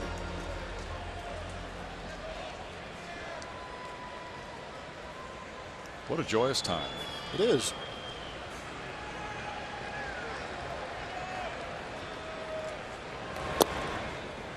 Springer takes, and it's a full count to George.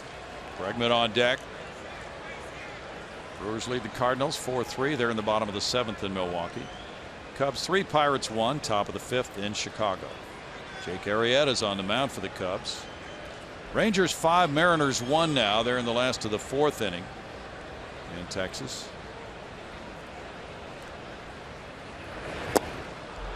Change up, and Springer's down on strikes. That is 4 straight strikeouts for Smith.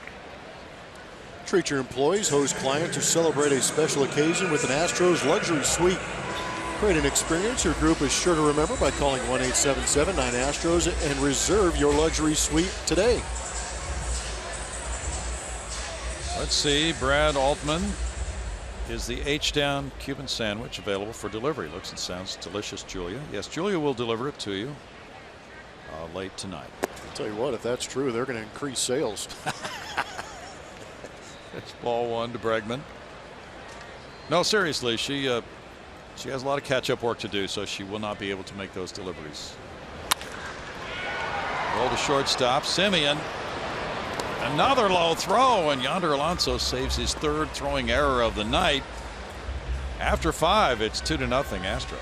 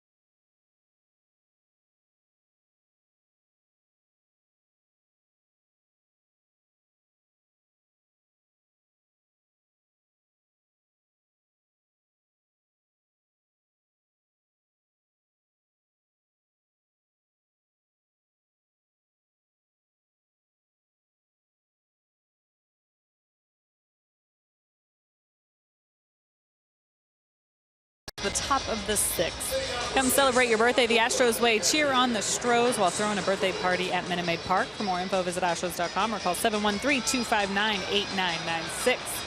Joe Musgrove gets back to work, and we talked about it earlier in the broadcast when we were making some good points about Musgrove and that four-seam fastball. He seemed to get away from what was working for him in the minors and in those couple of starts here in his last 2 starts in the majors, throwing a sinker, just kind of toying around with it a little bit and getting away from what made him so successful. So today that was in the game plan. Stick to what was working before and find that confidence again, really, for Joe Musgrove. You know, he was confident coming in, guys, in those first couple of starts, but got knocked around a bit by Baltimore.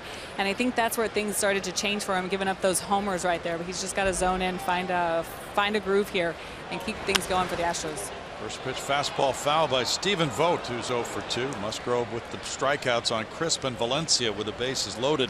Maintained his 2-0 lead, but meanwhile, the Astros hitters have not been doing much. Astros have just 1 hit. Oakland has 2. It's a 1-ball, 1-strike count for Big Joe. And with those numbers Julia talked about, 2 walks and 7 strikeouts. For his career, he now has 5 walks and 32 strikeouts in 32 major league innings. He bounces it for ball 2. Tomorrow night, it's game 2 of this 3-game series. Colin McHugh opposing Kendall Graveman. He's really been tough on the Astros. 2 balls, 2 strikes. Wednesday, it's a 1-10 start for Mike Fiers and lefty Ross Detweiler. The Astros continue to face lefties at a pretty good clip. Seems like it's been like that all year long, too. They've been doing a lot better recently in hitting against left-handed pitching. Just having trouble beating them. Yeah, you're right. Ball 3 makes it a full count to Stephen Vogt. Actually, he's gotten better. Well, Kevin Meadows. My 13-year-old just saw the Cuban sandwich bit. He said she has an awesome job. I want to be an Astros narrator. Lined out into right center field. That's a hit. And Vogt leads off the 6th inning with a single on that 3-2 count. Julia, there's more to your job than just eating Cuban sandwiches, though. There's a little more, but that is one perk. That was a great sandwich. Did you guys get a bite up there? You sent them up. It's still sitting here, Julia, so. I didn't hesitate. Yeah, I was going to say, Blummer was probably all over it. Yeah, he nailed it. It looks delectable, though. No, I'm a big fan of the Cuban sandwich. Yeah, that was tasty. Mustard was good. Well, we should give Gurriel a bite. That's what Julia does, cashing checks and crushing Cuban sandwiches. Yeah. Rough life over here. What's an Astros narrator? We haven't figured that out yet. I love it. Is that what you are? I love it. That's what the tweet said. Well, I know, but I love it. do you consider yourself to be that? Yeah, sure. Okay. It's good stuff. Good tweets tonight. One ball, one. You've missed it, haven't you? You were away for a few days. I did. I tried to stay away from social media for a few days, give myself a little break, but I am back in full force here. That's great. Davis single to center field in the 4th inning. He's 1 for 2.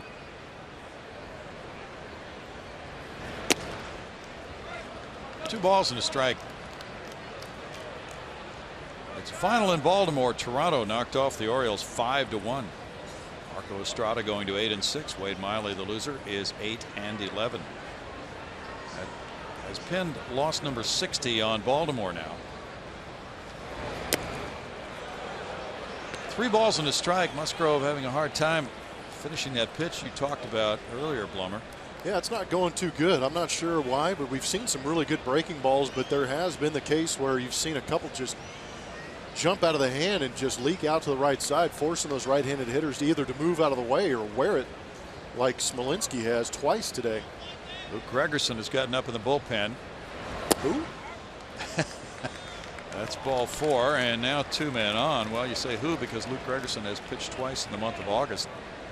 He was on the disabled list, then he came off and pitched in 2 games and stepped in a hole on the field in Baltimore and spraining his left ankle, and that's why you haven't seen him for about 9 days. But he is working with a purpose right now, Blummer. And he should be. Brent Strom coming out again. Runners at 1st and 2nd. Healy's the batter. Healy's 0 for 2. Musgrove at 91 pitches, as you see, for the game.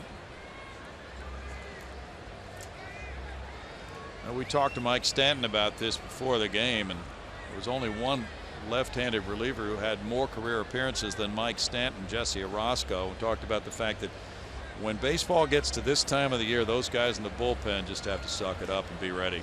Yeah, you need those fossils out there that understand how hard it is to get deep into seasons, but you've got to be consistent, you've got to be reliable, and those guys were definitely reliable. And now it's Healy. Healy struck out looking in the 2nd inning. Hit a fly ball to center in the 4th.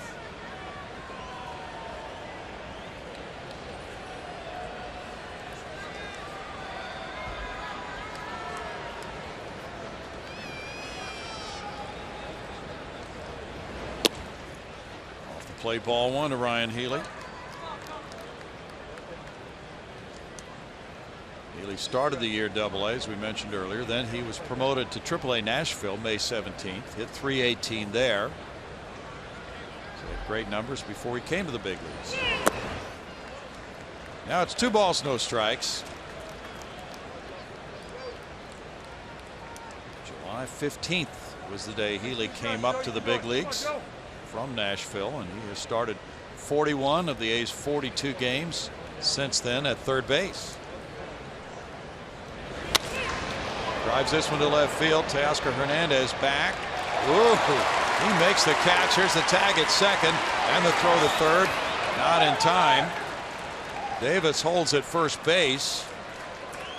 And Teoscar Hernandez had trouble but caught that fly ball, and that gave Vogt a chance to get to 3rd on out number 1. Tell you what, that was a heck of a play. This ball was hit pretty good off the bat of Healy, maybe off the end of the bat, but what you can't see in that replay is that Teoscar actually took a peek at that corner and realized he had enough room, went back in that corner and made the play. And tell you what, thank you, Chris Davis, for not advancing on that play, keeping the double play in order. Davis stayed at 1st, so it's 1st and 3rd, 1 out. Joe Musgrove coming out, and it's 2-0 Houston. Back in a moment.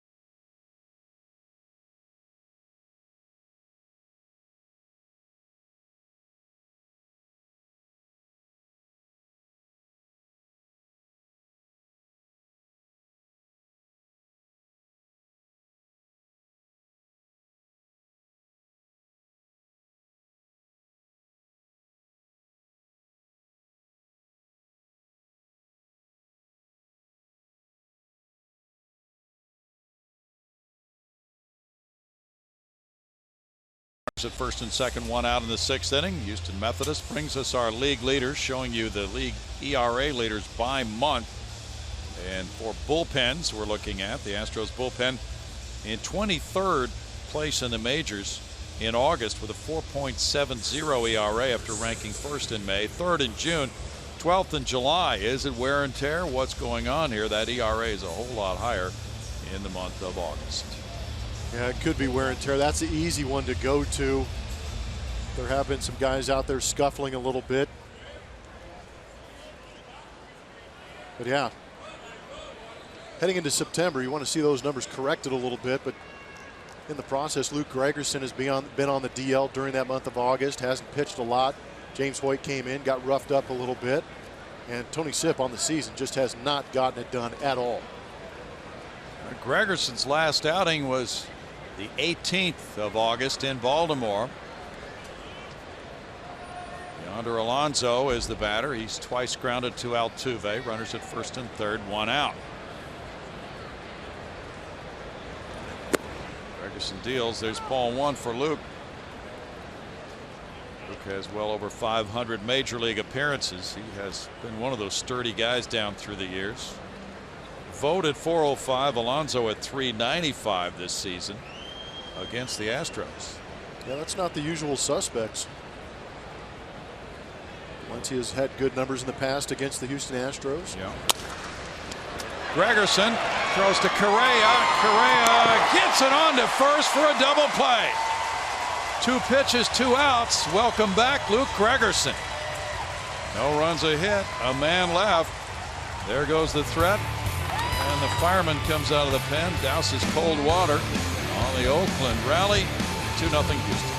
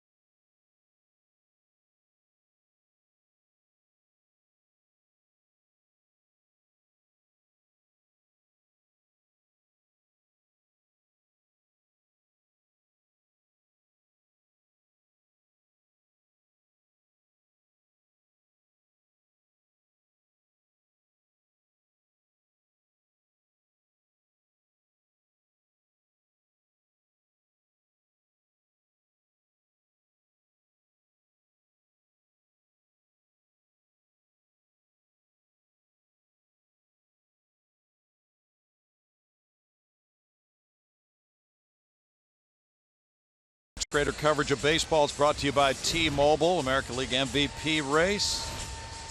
Jose Altuve, Mike Trout, Mookie Betts, Josh Donaldson, all strong candidates. Plummer, what say you? Yeah, it's been interesting, and I think that Altuve's been leading that MVP charge most of the way throughout the course of the season. I think sabermetrically, too, he's one of those guys that adds up. The guy that's interesting to me is Josh Donaldson making a strong late push to be in that MVP talk. Mookie Betts has obviously earned himself into that conversation.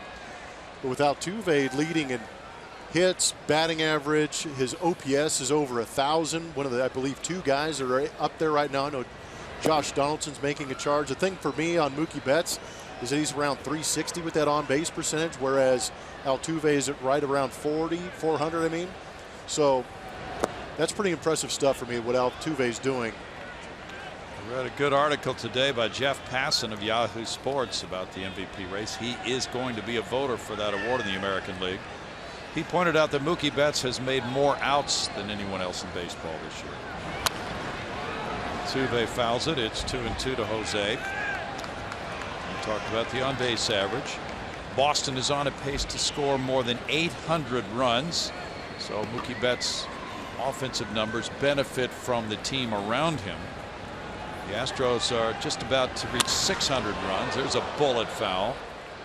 Houston does not have Boston's offense this year. That's another consideration.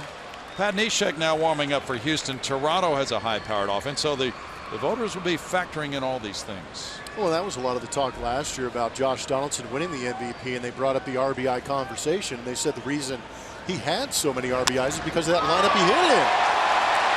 That'll boost the MVP chances of Jose Altuve. It's number 22. 88 runs batted in. 3-0 Houston. And what better segue to talk about an MVP candidate than to have him hit a bomb? But what we've seen is Altuve pretty much being in that MVP conversation because he has put himself there by himself. This is not a bad lineup, but it's not the greatest lineup, and Altuve has just been strong and unbelievably productive for this Houston Astros lineup. He drives in himself for the 22nd time this year. Just a great job of being patient. I always talk about having those hands back, and it doesn't matter what that lower half is doing with Jose Altuve. As long as those hands are back and he recognizes, that is beautiful. Another homer for Altuve. That's 2-2 games for Jose. 3-0. And it's strike one to Correa. Carlos 0 for 2. Smith had retired 5 in a row, 4 via strikeouts. Entering the game for Manaea. In for a strike, and it's 0-2 quickly to Correa.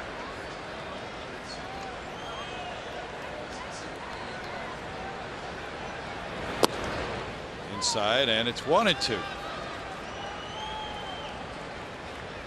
It's a rhomboid strain is the terminology for Manaea's injury. Not sure what that is. Struck him out looking. That's number 5. Julia will know. Julia?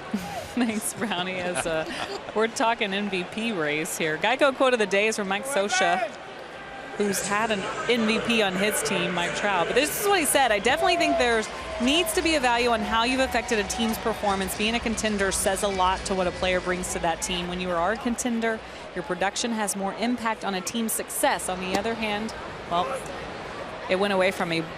Okay. You don't have any success. Success is the end of that one, but very interesting remarks there from Scioscia on the MVP race as far as how the team does, guys. Yeah, we were surprised to read that before the game. There's an appeal to Alfonso Marquez at strike 2 on the swing by Gaddis. Yeah, Scioscia seems to be shooting down his own candidate, Trout, with those comments. Quick pitch action. It's 1-2. Yeah, it's an interesting conversation, and I like the conversation that you and I were having before the game regarding just the name of the award. Yes. Most valuable player. So a lot of emphasis put on that valuable. What makes the player valuable? And it sounds like Scioscia feels that the valuable player helps his team win. So that has to be taken into account. Well, it's just such a difficult award to vote for, I think. I agree. 3-2. There are 10 spots on each ballot to rank how the voter feels they should be ranked in that category of most valuable player. Votes are due in a couple of days after the end of the regular season. Gaddis takes a walk. Astros leading 3-0, hoping for a big inning. Have Gurriel coming up. He singled and scored in the second and grounded out to the pitcher in the fourth. It's easy for us to make the case for Jose Altuve as far as MVP is concerned because we watch him on a daily basis. He might be just a smidge biased, but if you remove him from this lineup and this ball club, yeah, what have you got? You don't have a contender. Well, sure, you're right. He is every bit as important as anybody to his team. Gurriel with a bouncer left side. Here's Semien throwing for the force play at second. Healy tried to get it. They get out number 2 from 6-4. Gaddis is forced. Gurriel reaching for Gonzalez now. Healy's been trying to get a lot of things tonight. That poor guy. He's had a rough night. Almost turned this one into another rough play. Can you imagine if this tipped off the end of the glove and got away from Simeon? Good job of staying with it. It looked like he did, Mike. He did redirect it. We'll take a look at it. Second hop. No, he just did a good job of trying to flash in front there. Marwin Gonzalez reached on an error and scored. He's 0 for 2. Looking at ball 1.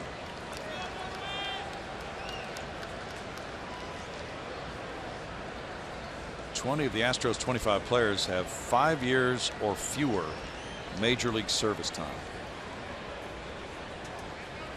A young contending team. 2-0.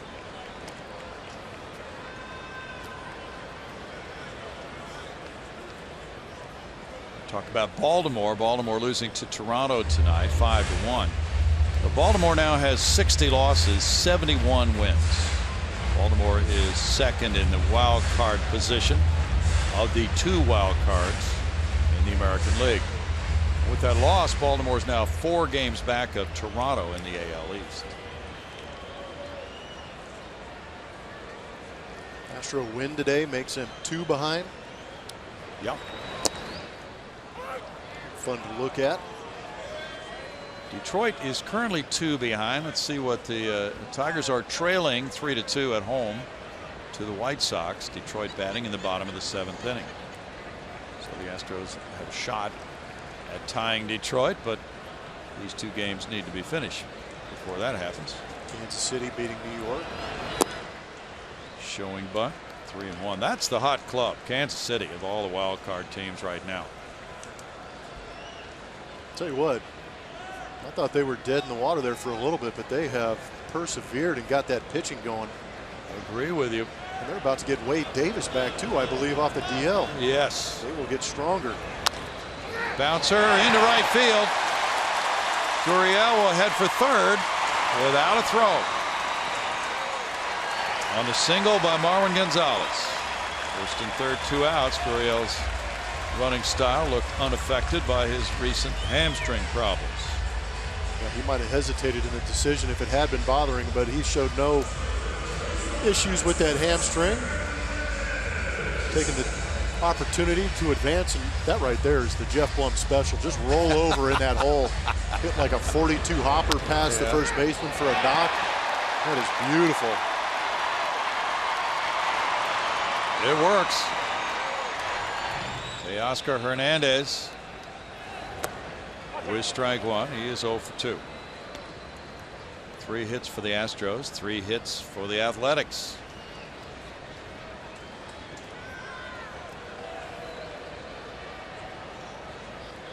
Chris Smith came in relief of Sean Manaea. He's gone through the order once. It's 1-1.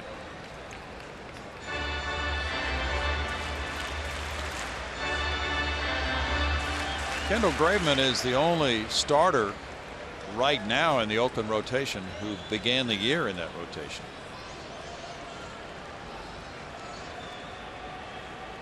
The A's have been hit with a ton of injuries this season. Club record number of injuries for them, in fact.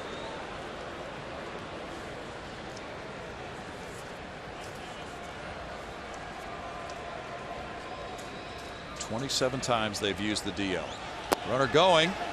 Throw from Vogt. Bounces, and the tag. Got him. Gonzalez thrown out on the good play by Muncy. Caught stealing from 2-4. Altuve hit his 22nd home run. And the Astros lead 3-0 after 6.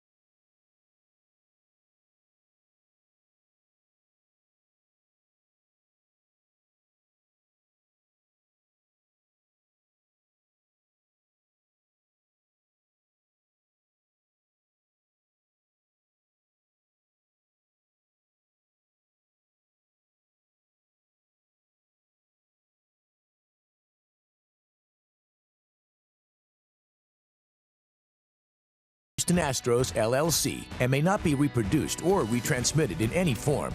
And the accounts and descriptions of this game may not be disseminated without the express written consent of Houston Astros, LLC. A Monday night crowd has watched the Astros build a 3-0 lead over the Athletics. Is it bright in here? Apparently for them.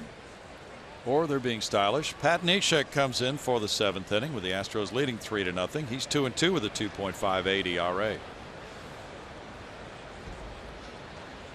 Luke Gregerson did a job, didn't he? Double play ball and 2 pitches to get out of trouble. Bases loaded situation. There's strike 1 for Neshek to Semien, who's 1 for 2, a double. That could really give the club a lift to have Gregerson back, and so productive as he's been in his career, getting out of that trouble spot in the 6th inning. Well, having Gregerson on the DL kind of forces guys into different situations and forces them to pitch more frequently, which may be an issue. We always talk about depth throughout the course of the season, and that's what having a healthy Gregerson will do to that bullpen, is give them some more depth. 1-2. Semien doubled to left in the 5th inning. Smolinski and Muncy to follow here in the Oakland 7th.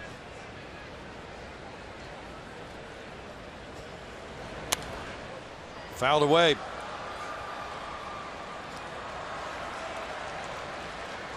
Neshek's been on a very nice run. Worked a scoreless 8th inning Saturday night against Tampa Bay. Scoreless baseball in 19 of his last 21 outings. Since May 1st, his ERA 2.01. Right-handers are hitting 143 off him this year. 2-2 for Pat.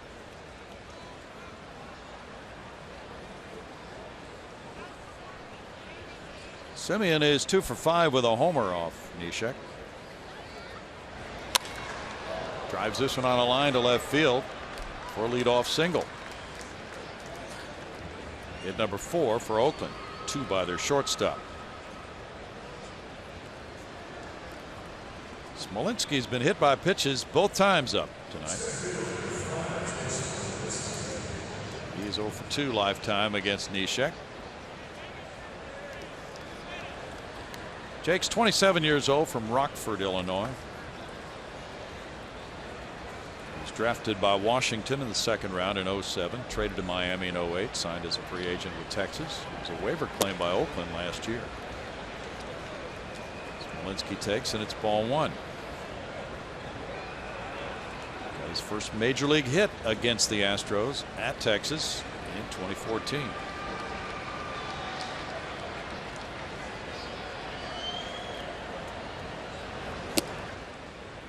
Neshek evens the count at 1-1. Ichiro hit a double tonight for career hit number 3011. He passed Hall of Famer Wade Boggs for 27th on the all-time hit list.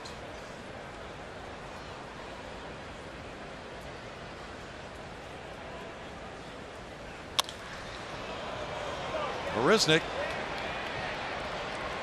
takes care of the first out.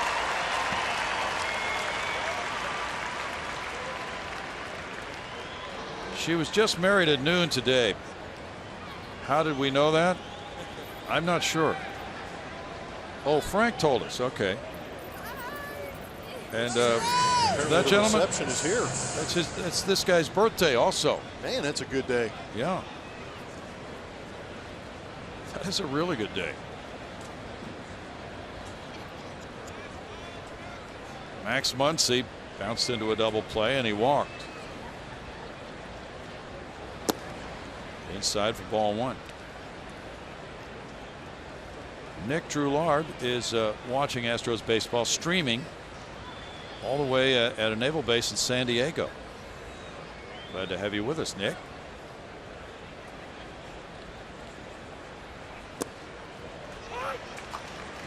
One and one.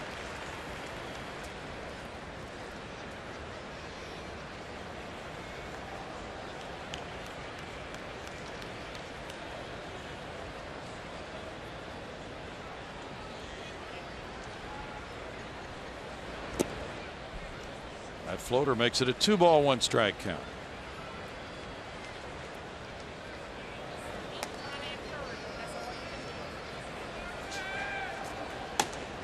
Will Harris getting loose. Dustin wants to know what day the rosters get expanded. They can be expanded September 1. In for a strike, 2-2. And Dustin wants to know, is there anyone you are looking forward to seeing come up? Do you have an answer for that? I think they're all here, Browning. Okay. Well, we've seen a parade. It has been minor leagues this year. Pretty good allotment of rookies coming up this year. Yeah. Good changeup, struck out Muncy.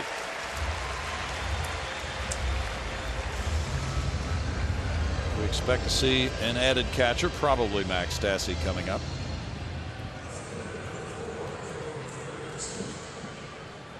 It took about 3 minutes for that changeup to get in there. Yeah, Stassi will come up. I'd like to see Preston Tucker come off that DL healthy. Yeah. Colby Rasmus making a reappearance. Right. We should know more after the game, maybe, about Colby and his return. Chris fouls at strike one. He was to have had a nice workout after A.J. Hinch talked with the media today. They were going to work out Colby during batting practice, and if things went well, they will announce their plans maybe after the game tonight for Colby. It wouldn't be surprising if he is back September 1st without a rehab assignment needed. Yeah, I think that's an easy call. Just call everybody back on September 1st. Those DL guys, you don't have to make many roster moves in the meantime. Altuve bobbles it, recovers, and gets him for the third out. No runs, a hit, and a man left. Middle of the 7th inning, 3-0 Astros.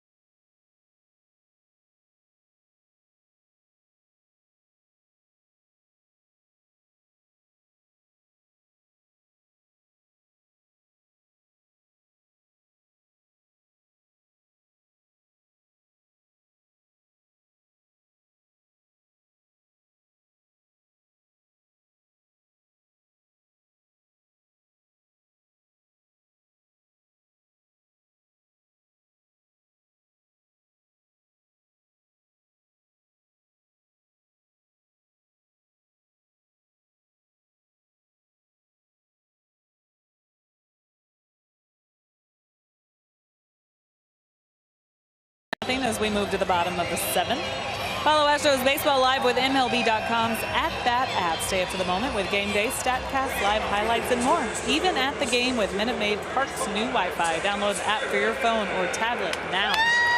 Brownie was just talking about Colby Rasmus. I know he's dying to get back on the field. It's been a long time for him. He feels great, even rocking a new haircut, guys. I don't know if you've seen him without the hat on, but he's got some lines shaved in there. So we'll hopefully see that soon. You know, he was supposed to do a lot of activities today, and then they were going to meet after that to decide if he could even come back as early as tomorrow. So that'll be something to look for post-game in A.J. Hinch's post-game press conference on Root Sports. Guys. Interesting. Strike one to Teoscar Hernandez. Hernandez is 0 for 2. Well, if he comes back tomorrow, then somebody has to go out, right? Ground ball, and that's a fair ball into the left field corner. Teoscar heads for second base, and he's in with a leadoff double, his third as a major leaguer.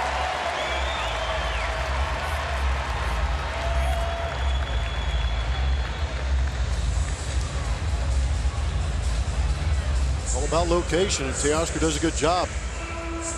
I think the word is spreading a little bit that Chris Smith has a changeup and the Astros are getting to it. There are no secrets in baseball, Blummer. Oh man, that is the truth. Hit number 4 for the Astros, tying Oakland's total. Jake Marisnick has a bases loaded walk and a strikeout looking.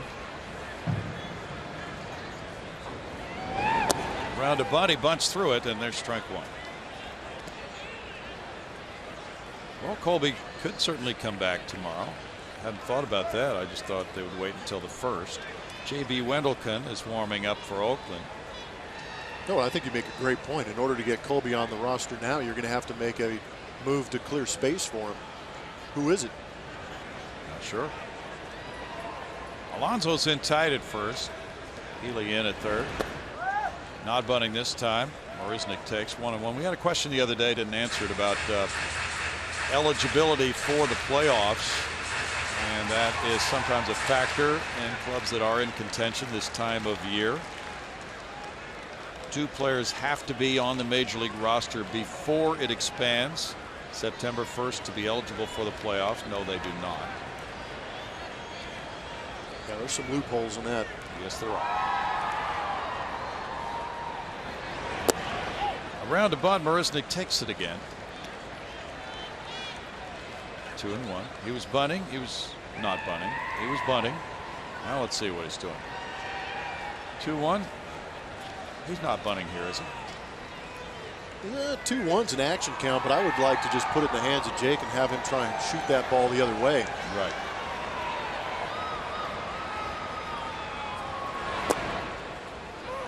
Two and two. Or just take a fastball right down the middle.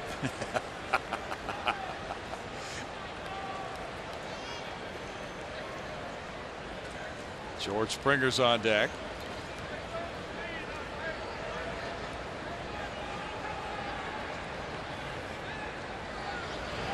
Ooh, in the dirt.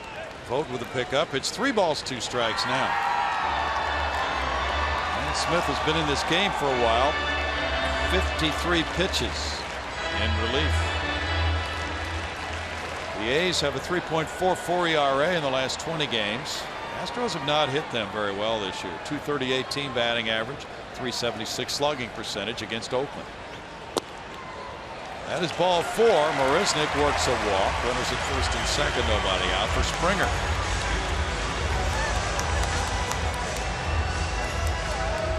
Second walk for Chris Smith. Springer threw that bases loaded pass in the second inning. He struck out a couple of times.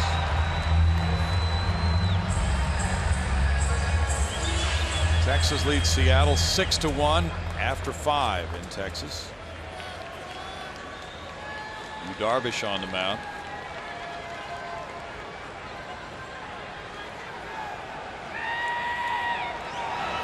Springer lays off. It's ball 1 to George. White Sox 3, Tigers 2, bottom of the 8th in Detroit. Justin Upton hit his 18th home run for Detroit. Nate Jones is in the game in relief now for the Sox. Rocked on a line to center field. Teoscar Hernandez around third. Stop sign there. Smolinski gets it back in. That's maybe the most conservative we've seen Gary Pettis all year. Ever. But nobody out. And I think that might be playing into it a little bit. You have a 3-run lead right here. No need to run into an out. But that ball rocketed right back up the middle off the bat of George Springer, and Gary Pettis opting to hold him there and let Bregman, Altuve, and Correa pick up the garbage.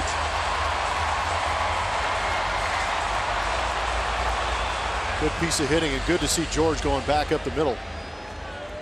Teoscar stops, bases loaded, nobody out. Alex Bregman will bat, but Smith is coming out of this game. And Oakland will make a replacement.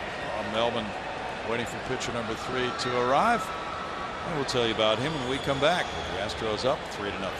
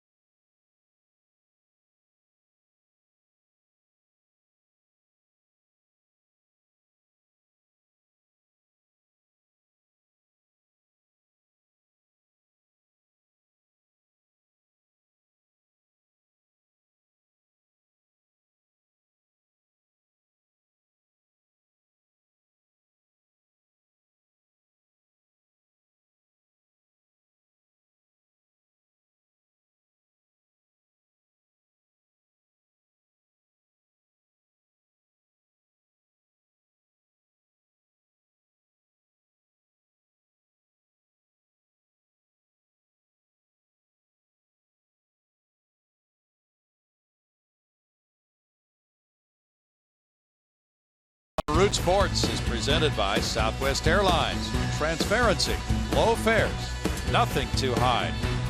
And by Toyota. Let's go places. Joe Musgrove got this game started. He went 5 1/3, giving up 3 hits and no runs, walking 3, fanning 7. Win number 2 on the line for him. The bases are loaded as the Astros try to open up even more room. J.B. Wendelken is in the game. Pitcher number 3 taking over against Alex Bregman. Bases loaded, nobody out. Bregman is 0 for 3. Infield in. Strike 1 to Bregman. 6-game hitting streak for Alex. In 4 games, 4 walks and 5 strikeouts in 6 1/3 innings for Wendelken.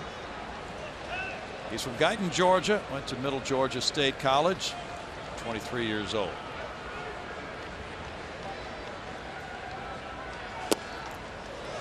In for a strike, and it's 0-2.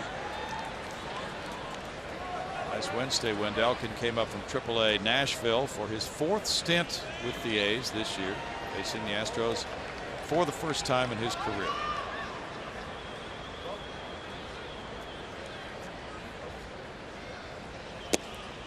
1-2 to Bregman. Wendelken was at Birmingham and Charlotte last year. He was drafted by Boston in the 13th round in 2012. Traded to the White Sox in 2013 in the Jake Peavy deal. Oakland got him for Brett Laurie in that trade last December. Up the middle and on through. Bregman drives in Hernandez. And Marisnick. 5-0. A 2-run single for Bregman. 7-game hitting streak for Alex. He has 19 runs batted in. It is good to see the Astros adding on. Talked about in the pregame, good teams pound on teams that are sub 500, and they have the Oakland A's on the ropes, and Alex Bregman puts them through the ropes with this base hit up the middle. That is good to see. Not trying to do too much, and with the infield drawn in, all you got to do is punch a hard ground ball where nobody really has an attack angle to get it, and he did just that.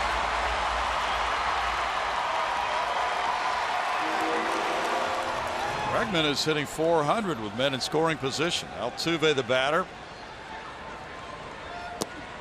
That's ball 1 to him. Altuve rocketed a homer to left in the 6th inning. He's 1 for 3. Bregman now has 19 runs batted in 132 at bats. Good ratio.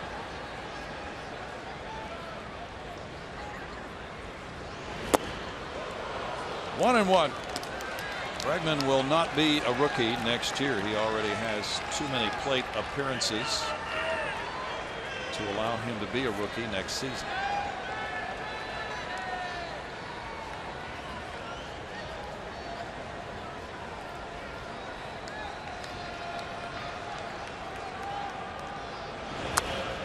Altuve fouls it. It would have been interesting to see what Alex Bregman could do with the full season of rookie status, but I'm sure if you asked Alex, he could care less. He's in the show. He wants to stay in the show.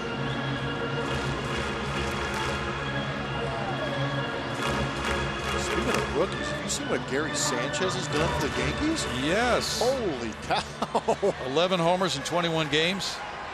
He might be the greatest player ever. 21 runs batted in those 21 games. Man. Ripped on a line and caught by Muncy. Double play. Tough luck for Altuve, who flips the bat away, lining into that double play. He scorched that one. Yeah, that is tough luck. As a runner, you're taught to freeze on a line drive. Alex Bregman did not do that. As soon as you turn those hips, you're pretty much done. Good play by Muncy, but that ball was smoked off the bat of Altuve. Carlos Correa has a runner on third, 2 outs now. He's 0 for 3. Correa is close to a milestone RBI. On the verge of becoming the all-time shortstop single-season RBI leader for the Astros. There's strike 1.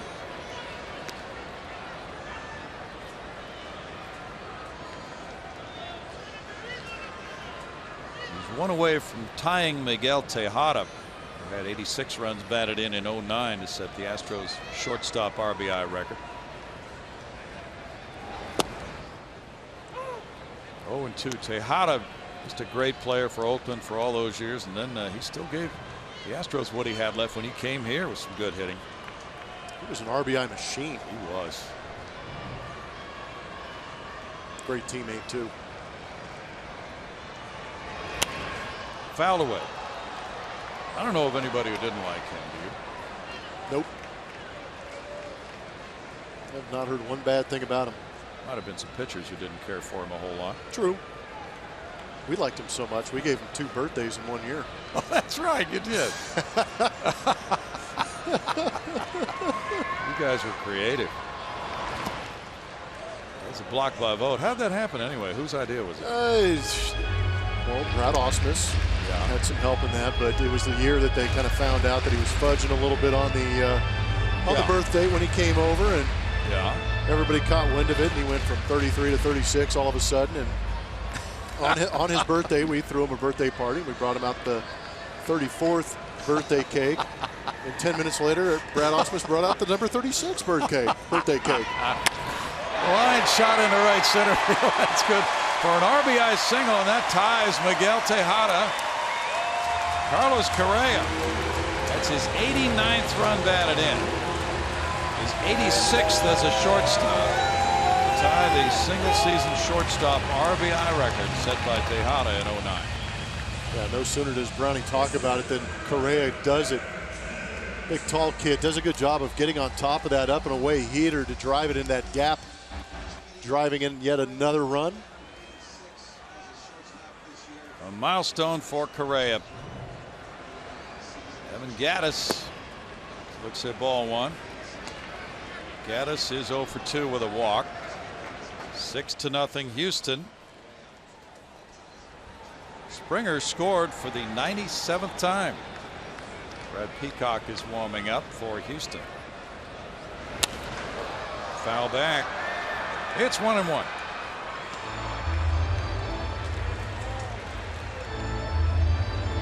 Here it is, a tie for the all-time RBI lead for a single season at 86. Dennis Menke with 84 in 1970. How about Tejada? He had a year in 2002 where he had 131 RBIs as a shortstop for the Oakland Athletics. That's right. And then he came back in 2004 with the Baltimore Orioles, had 150. It's true. He was a machine. 1,302 RBIs for Miguel Tejada on his career. Phenomenal work. Great bad ball hitter. Yeah, he was. That's rocked to center field. Smolinski up on Tal's Hill with a good catch. Then he runs around the flagpole and heads on back in. Jake Smolinski with a good retreating play. And the Astros come up with 2 runs on 4 hits. They leave a man. Smolinski with ease going up the hill. 6-0 Houston.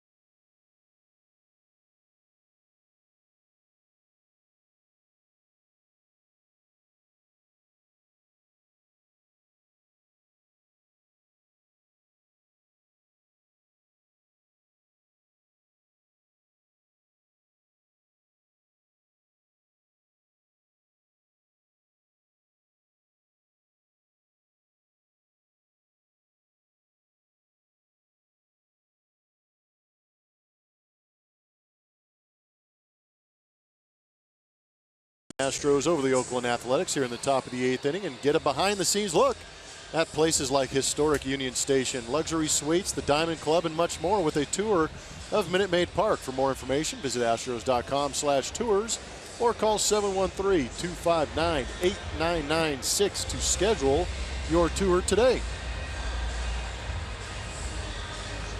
We'll do it. Spacious Union Station there. The old train station back in the early 1900s. Bring many people through Houston. By the way, Houston just celebrated its 180th anniversary as a city yesterday. Here's Brad Peacock coming in for the 8th. In 4 games, he has a 5.40 ERA. He was a starter at Fresno, but pitching in relief here for the 2nd straight day. He went 1 inning yesterday, gave up a 9th inning homer to Nick Franklin. And Tampa Bay's 10-4 win. Pat Neshek in 1 inning, allowed 1 hit, no runs, had a strikeout. Danny Valencia takes strike 1. And we've talked about, we were speculating. What is going on out here? Correa and Altuve were fighting over the overthrow there. They collided. Oh, that was priceless. Oh, when have you seen that? Just a couple of kids playing Sandlot out there is what that was. That's hilarious. Fly ball to right field. Springer comes in. The overthrow from Gaddis. Picked up by Peacock, and then watch what ensued. Mad scramble. Watch these guys. Correa boxed him out. Yeah, he did. Should be pretty easy to do for him, though. Yeah. I mean, we're a couple days away from September, and these guys are having the time of their life. They've got plenty of energy for the stretch drive. Stephen Vogt takes ball 1. Vogt is 1 for 3. We think that there's a pretty good chance that James Hoyt and Yandel Gustave will be back as those September recalls. But we'll see. Nothing's been officially announced yet. 1-1. We just checked today, and the Fresno AAA club will be playing through the 5th of September, but not headed for the playoffs. So no problem to call up players as of the 1st. Sometimes teams, well, in the pennant race, they get what they want. But if they're not in the pennant race and the AAA club is going to the playoffs, they may hold off to keep those players there and allow them a chance to maybe go to a championship club. 3-1. Detroit got a 2-run homer in the bottom of the 8th from Jared Saltalamacchia and beat the White Sox 4-3. Tigers immediately in front of the Astros. Will stay at least a game in front of them by virtue of that win. 3-2 now.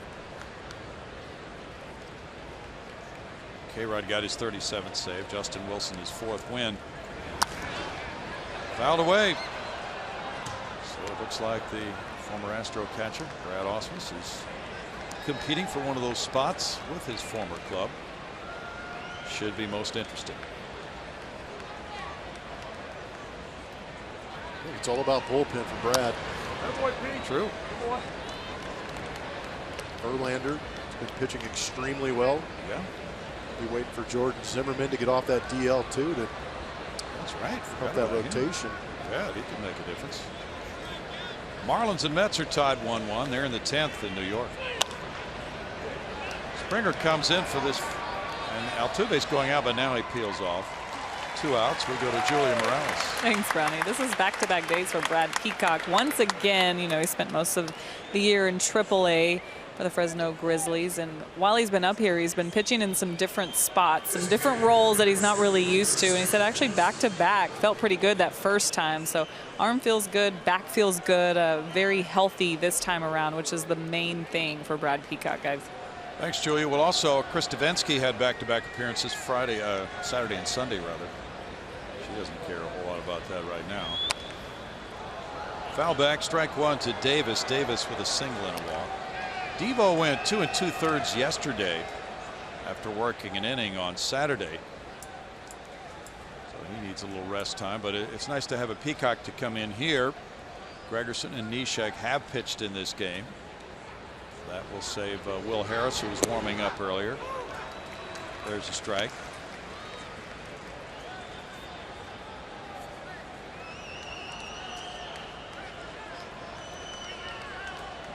But there will be reinforcements on the way soon for the bullpen.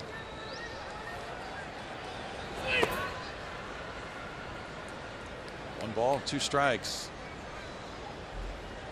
Texas continues to lead Seattle 6-1 after 6. The Rangers have a record winning percentage for 1-run games. It would be a modern major league record if they continue at that pace. Struck him out. That's a 1-2-3-8 for Peacock. Astros lead it 6-0.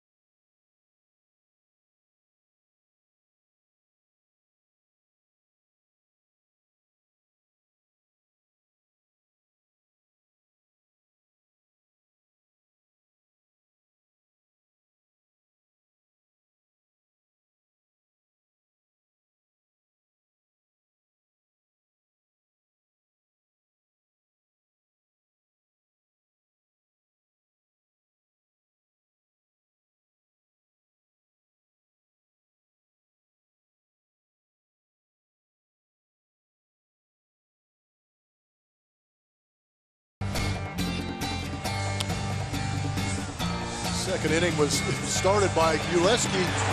Gurriel beating on a ground ball at third base, and that just led to disaster for Ryan Healy down at third base. That was the very next play, an error.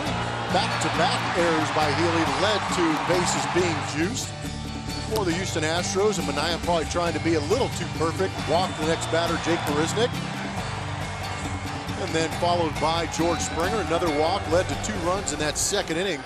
That's pretty much what unleashed the fury for the Houston Astros offense. Yes, it did. Thank you, Blummer. Nice pickup on your part. There's ball 1 to Gurriel. Gurriel 1 for 3. Baseball's a team sport. Oh, I got plenty more to make up for all the times you picked me up at. I mean, just kidding. Browning. 1 ball, 1 strike. Well, you had the only mic that was on, so you took it. And yeah, I don't share. Job. I'm not sharing headsets. That's all right. You don't have to share. Could be some illness.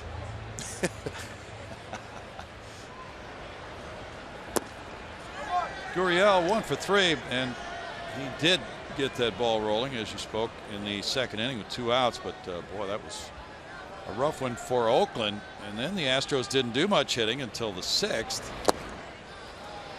2 balls, 2 strikes to Gurriel. Healy was trying to get that first home run out of the way with that swing. Yeah, that had a purpose to it. Up the middle, he settles for a single to lead it off here in the home 8th inning. And a 2 for 4 game for Gurriel. He's getting his hits in bunches. So it's, sorry, go ahead, Brody. Makes him now 7 for 16, Blummer. That's a pretty good. Oh, that's it? Yeah, that's it. Yeah, that's pretty good. But I was talking about how he pretty much unleashed the fury trying to hit the ball out the pitch before. Here with 2 strikes. What I love is that veteran hitting from the Cuban superstar, just staying short, taking this inside pitch back up the middle. That's not easy to do. No. He's shown that ability. Marwin Gonzalez is 1 for 3. He singled to right last time up.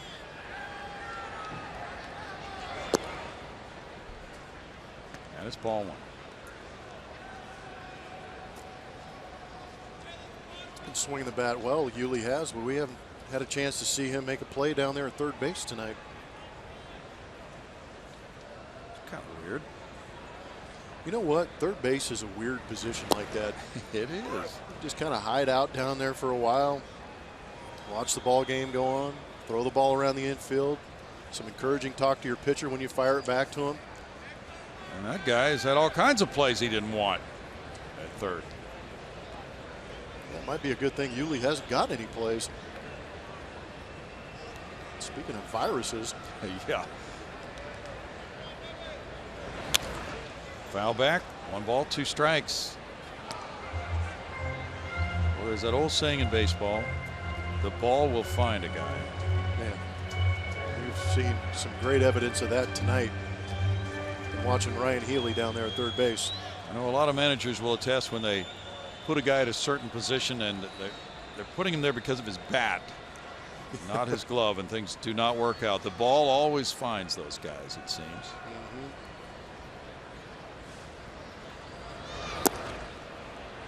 Gonzalez is down on strikes.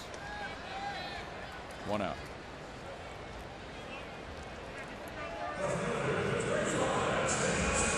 Teoscar Hernandez doubled and scored at the 7th inning. He's 1 for 3.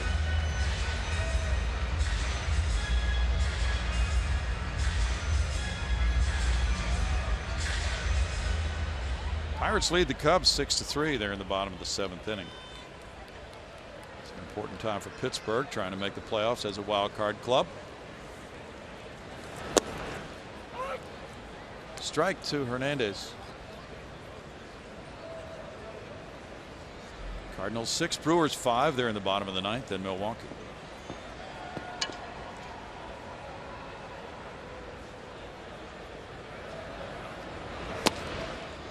It's 0-2. Royals 7, Yankees 1. Bottom of the 7th inning in Kansas City.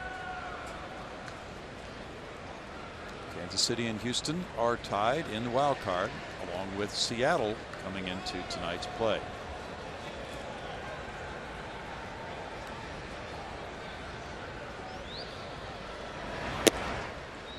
It's 1-2. Tomorrow a 7:10 start for Colin McHugh and Kendall Graveman.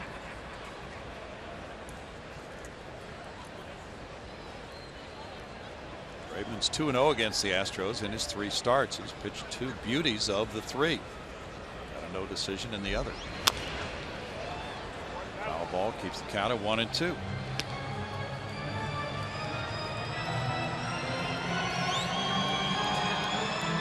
Can't sweep if you don't win the first one.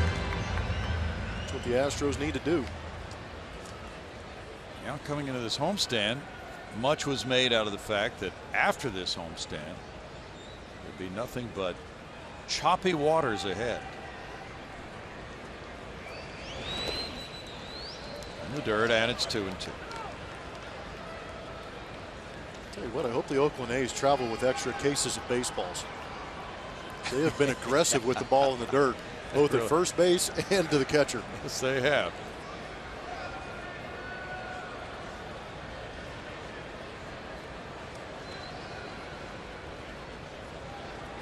J.B. Wendelken, pitcher number 3 of the night. Sean Manaea left with an injury after 3 1/3. Inside. 3 balls, 2 strikes. The Oakland staff ERA is 4.51. That's next to last in the American League.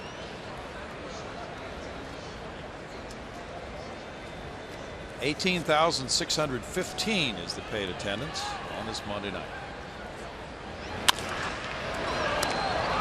Healy goes to second, and there's the relay to first in the dirt from Muncy.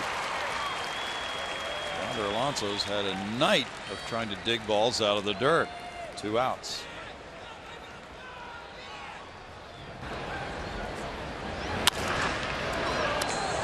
Good play by Healy, making sure that first one, but Muncy again testing Yonder Alonso.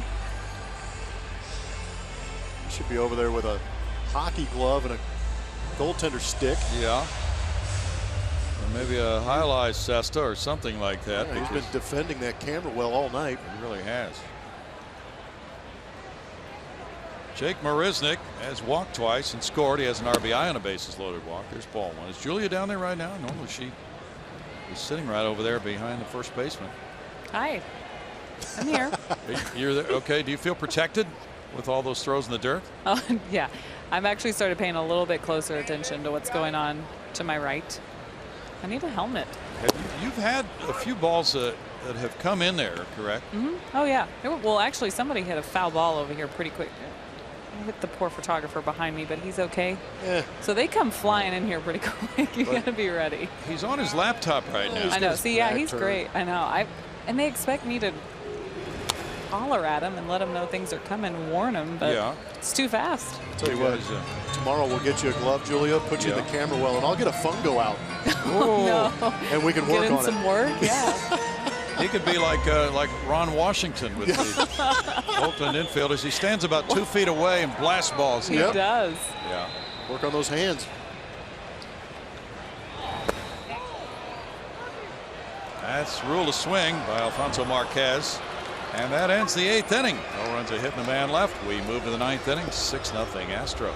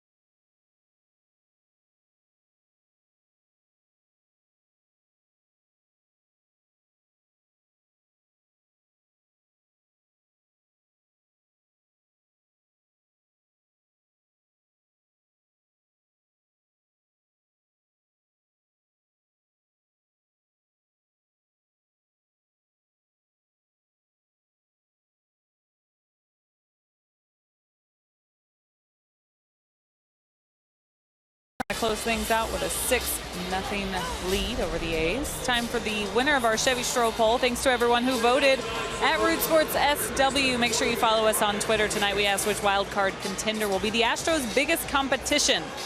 You say the Royals with 38%.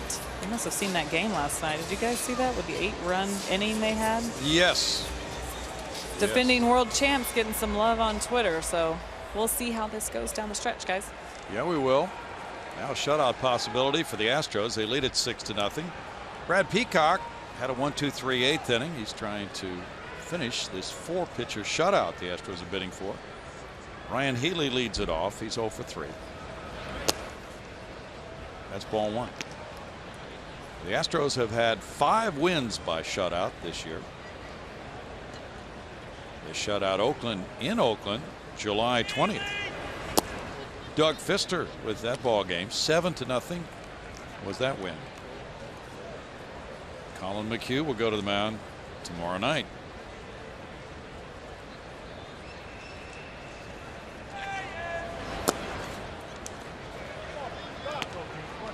Three balls, no strikes for Brad Peacock.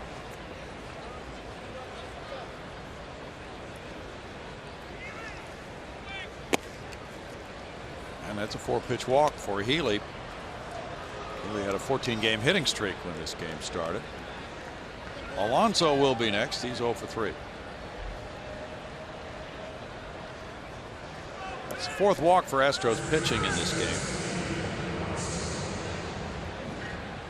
Alonso has hit the ball on the ground all 3 times. Bounced into a double play in the 6th inning. That was a very big time in this game. Luke Gregerson came in. Musgrove left with 2 men on and 1 out in the 6th inning. Gregerson started the 1-6-3 double play. Strike 1. And Gregerson's a guy who could make quite an impact here in the remaining 30 games of the year for this club. Kind of puts the pecking order back together in the bullpen with that trio of Gregerson and Harris and Giles, and certainly the ability of Neshek to work in the way he did tonight into the late inning equation. Makes for a very good group at the end of games. In for a strike. 1 and 2. Boy, you realize all the bullpen work that is going to be happening for these contending clubs here in the remaining 30 games of the year. That's going to decide an awful lot of what happens in determining postseason entrance.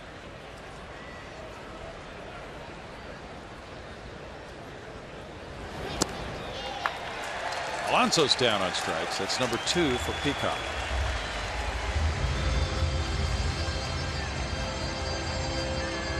Marcus Semien has 2 hits tonight, a double and a single.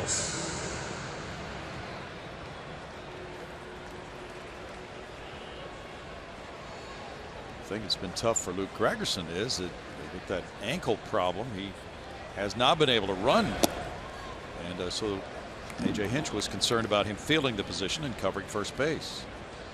Tell you what, talking to Mike Stanton before the game, he had a great comment on that. He goes, there's an easy way to avoid that. Strike everybody out. Yeah. Springer is underneath it. 2 down. And Smolinski will be coming up next. Or will he?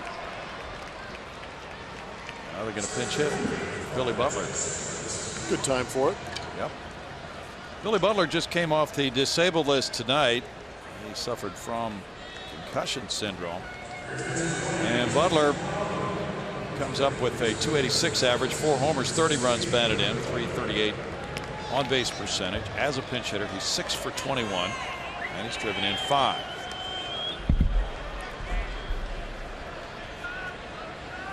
Longtime Kansas City Royal. Was not really offered a deal with Kansas City, so he moved to Oakland last year. And they're strike one. The Royals did keep their core group intact as they went on to that World Series last year and brought the group back again this year. They've lost Mike Moustakas, but they're still right in the hunt for a playoff spot. Bouncing behind third, foul. There's Yuli. Yuli got not a real chance, but he got to move and get his glove on the baseball. The fans are giving him a hard time because he didn't flip the ball in the stands. Yeah. Tough crowd here. He's saying, I'm sorry, I forgot. See, in Cuba, they probably are not allowed to do that. That's probably a really good point. We'll have to check with him. It's 1 and 2, but Yuli at least got to use his glove tonight. Now, that glove might last him for 20 years at this rate, right? Yeah, honestly. I used my glove at third base for 10 years. Really? Yeah. Got it restrung a couple times, but I wore that thing out. That's amazing. Ground ball to shortstop. Correa. Hard toss to Altuve to complete the shutout. 6-0 win for the Astros. A combined 4-hitter.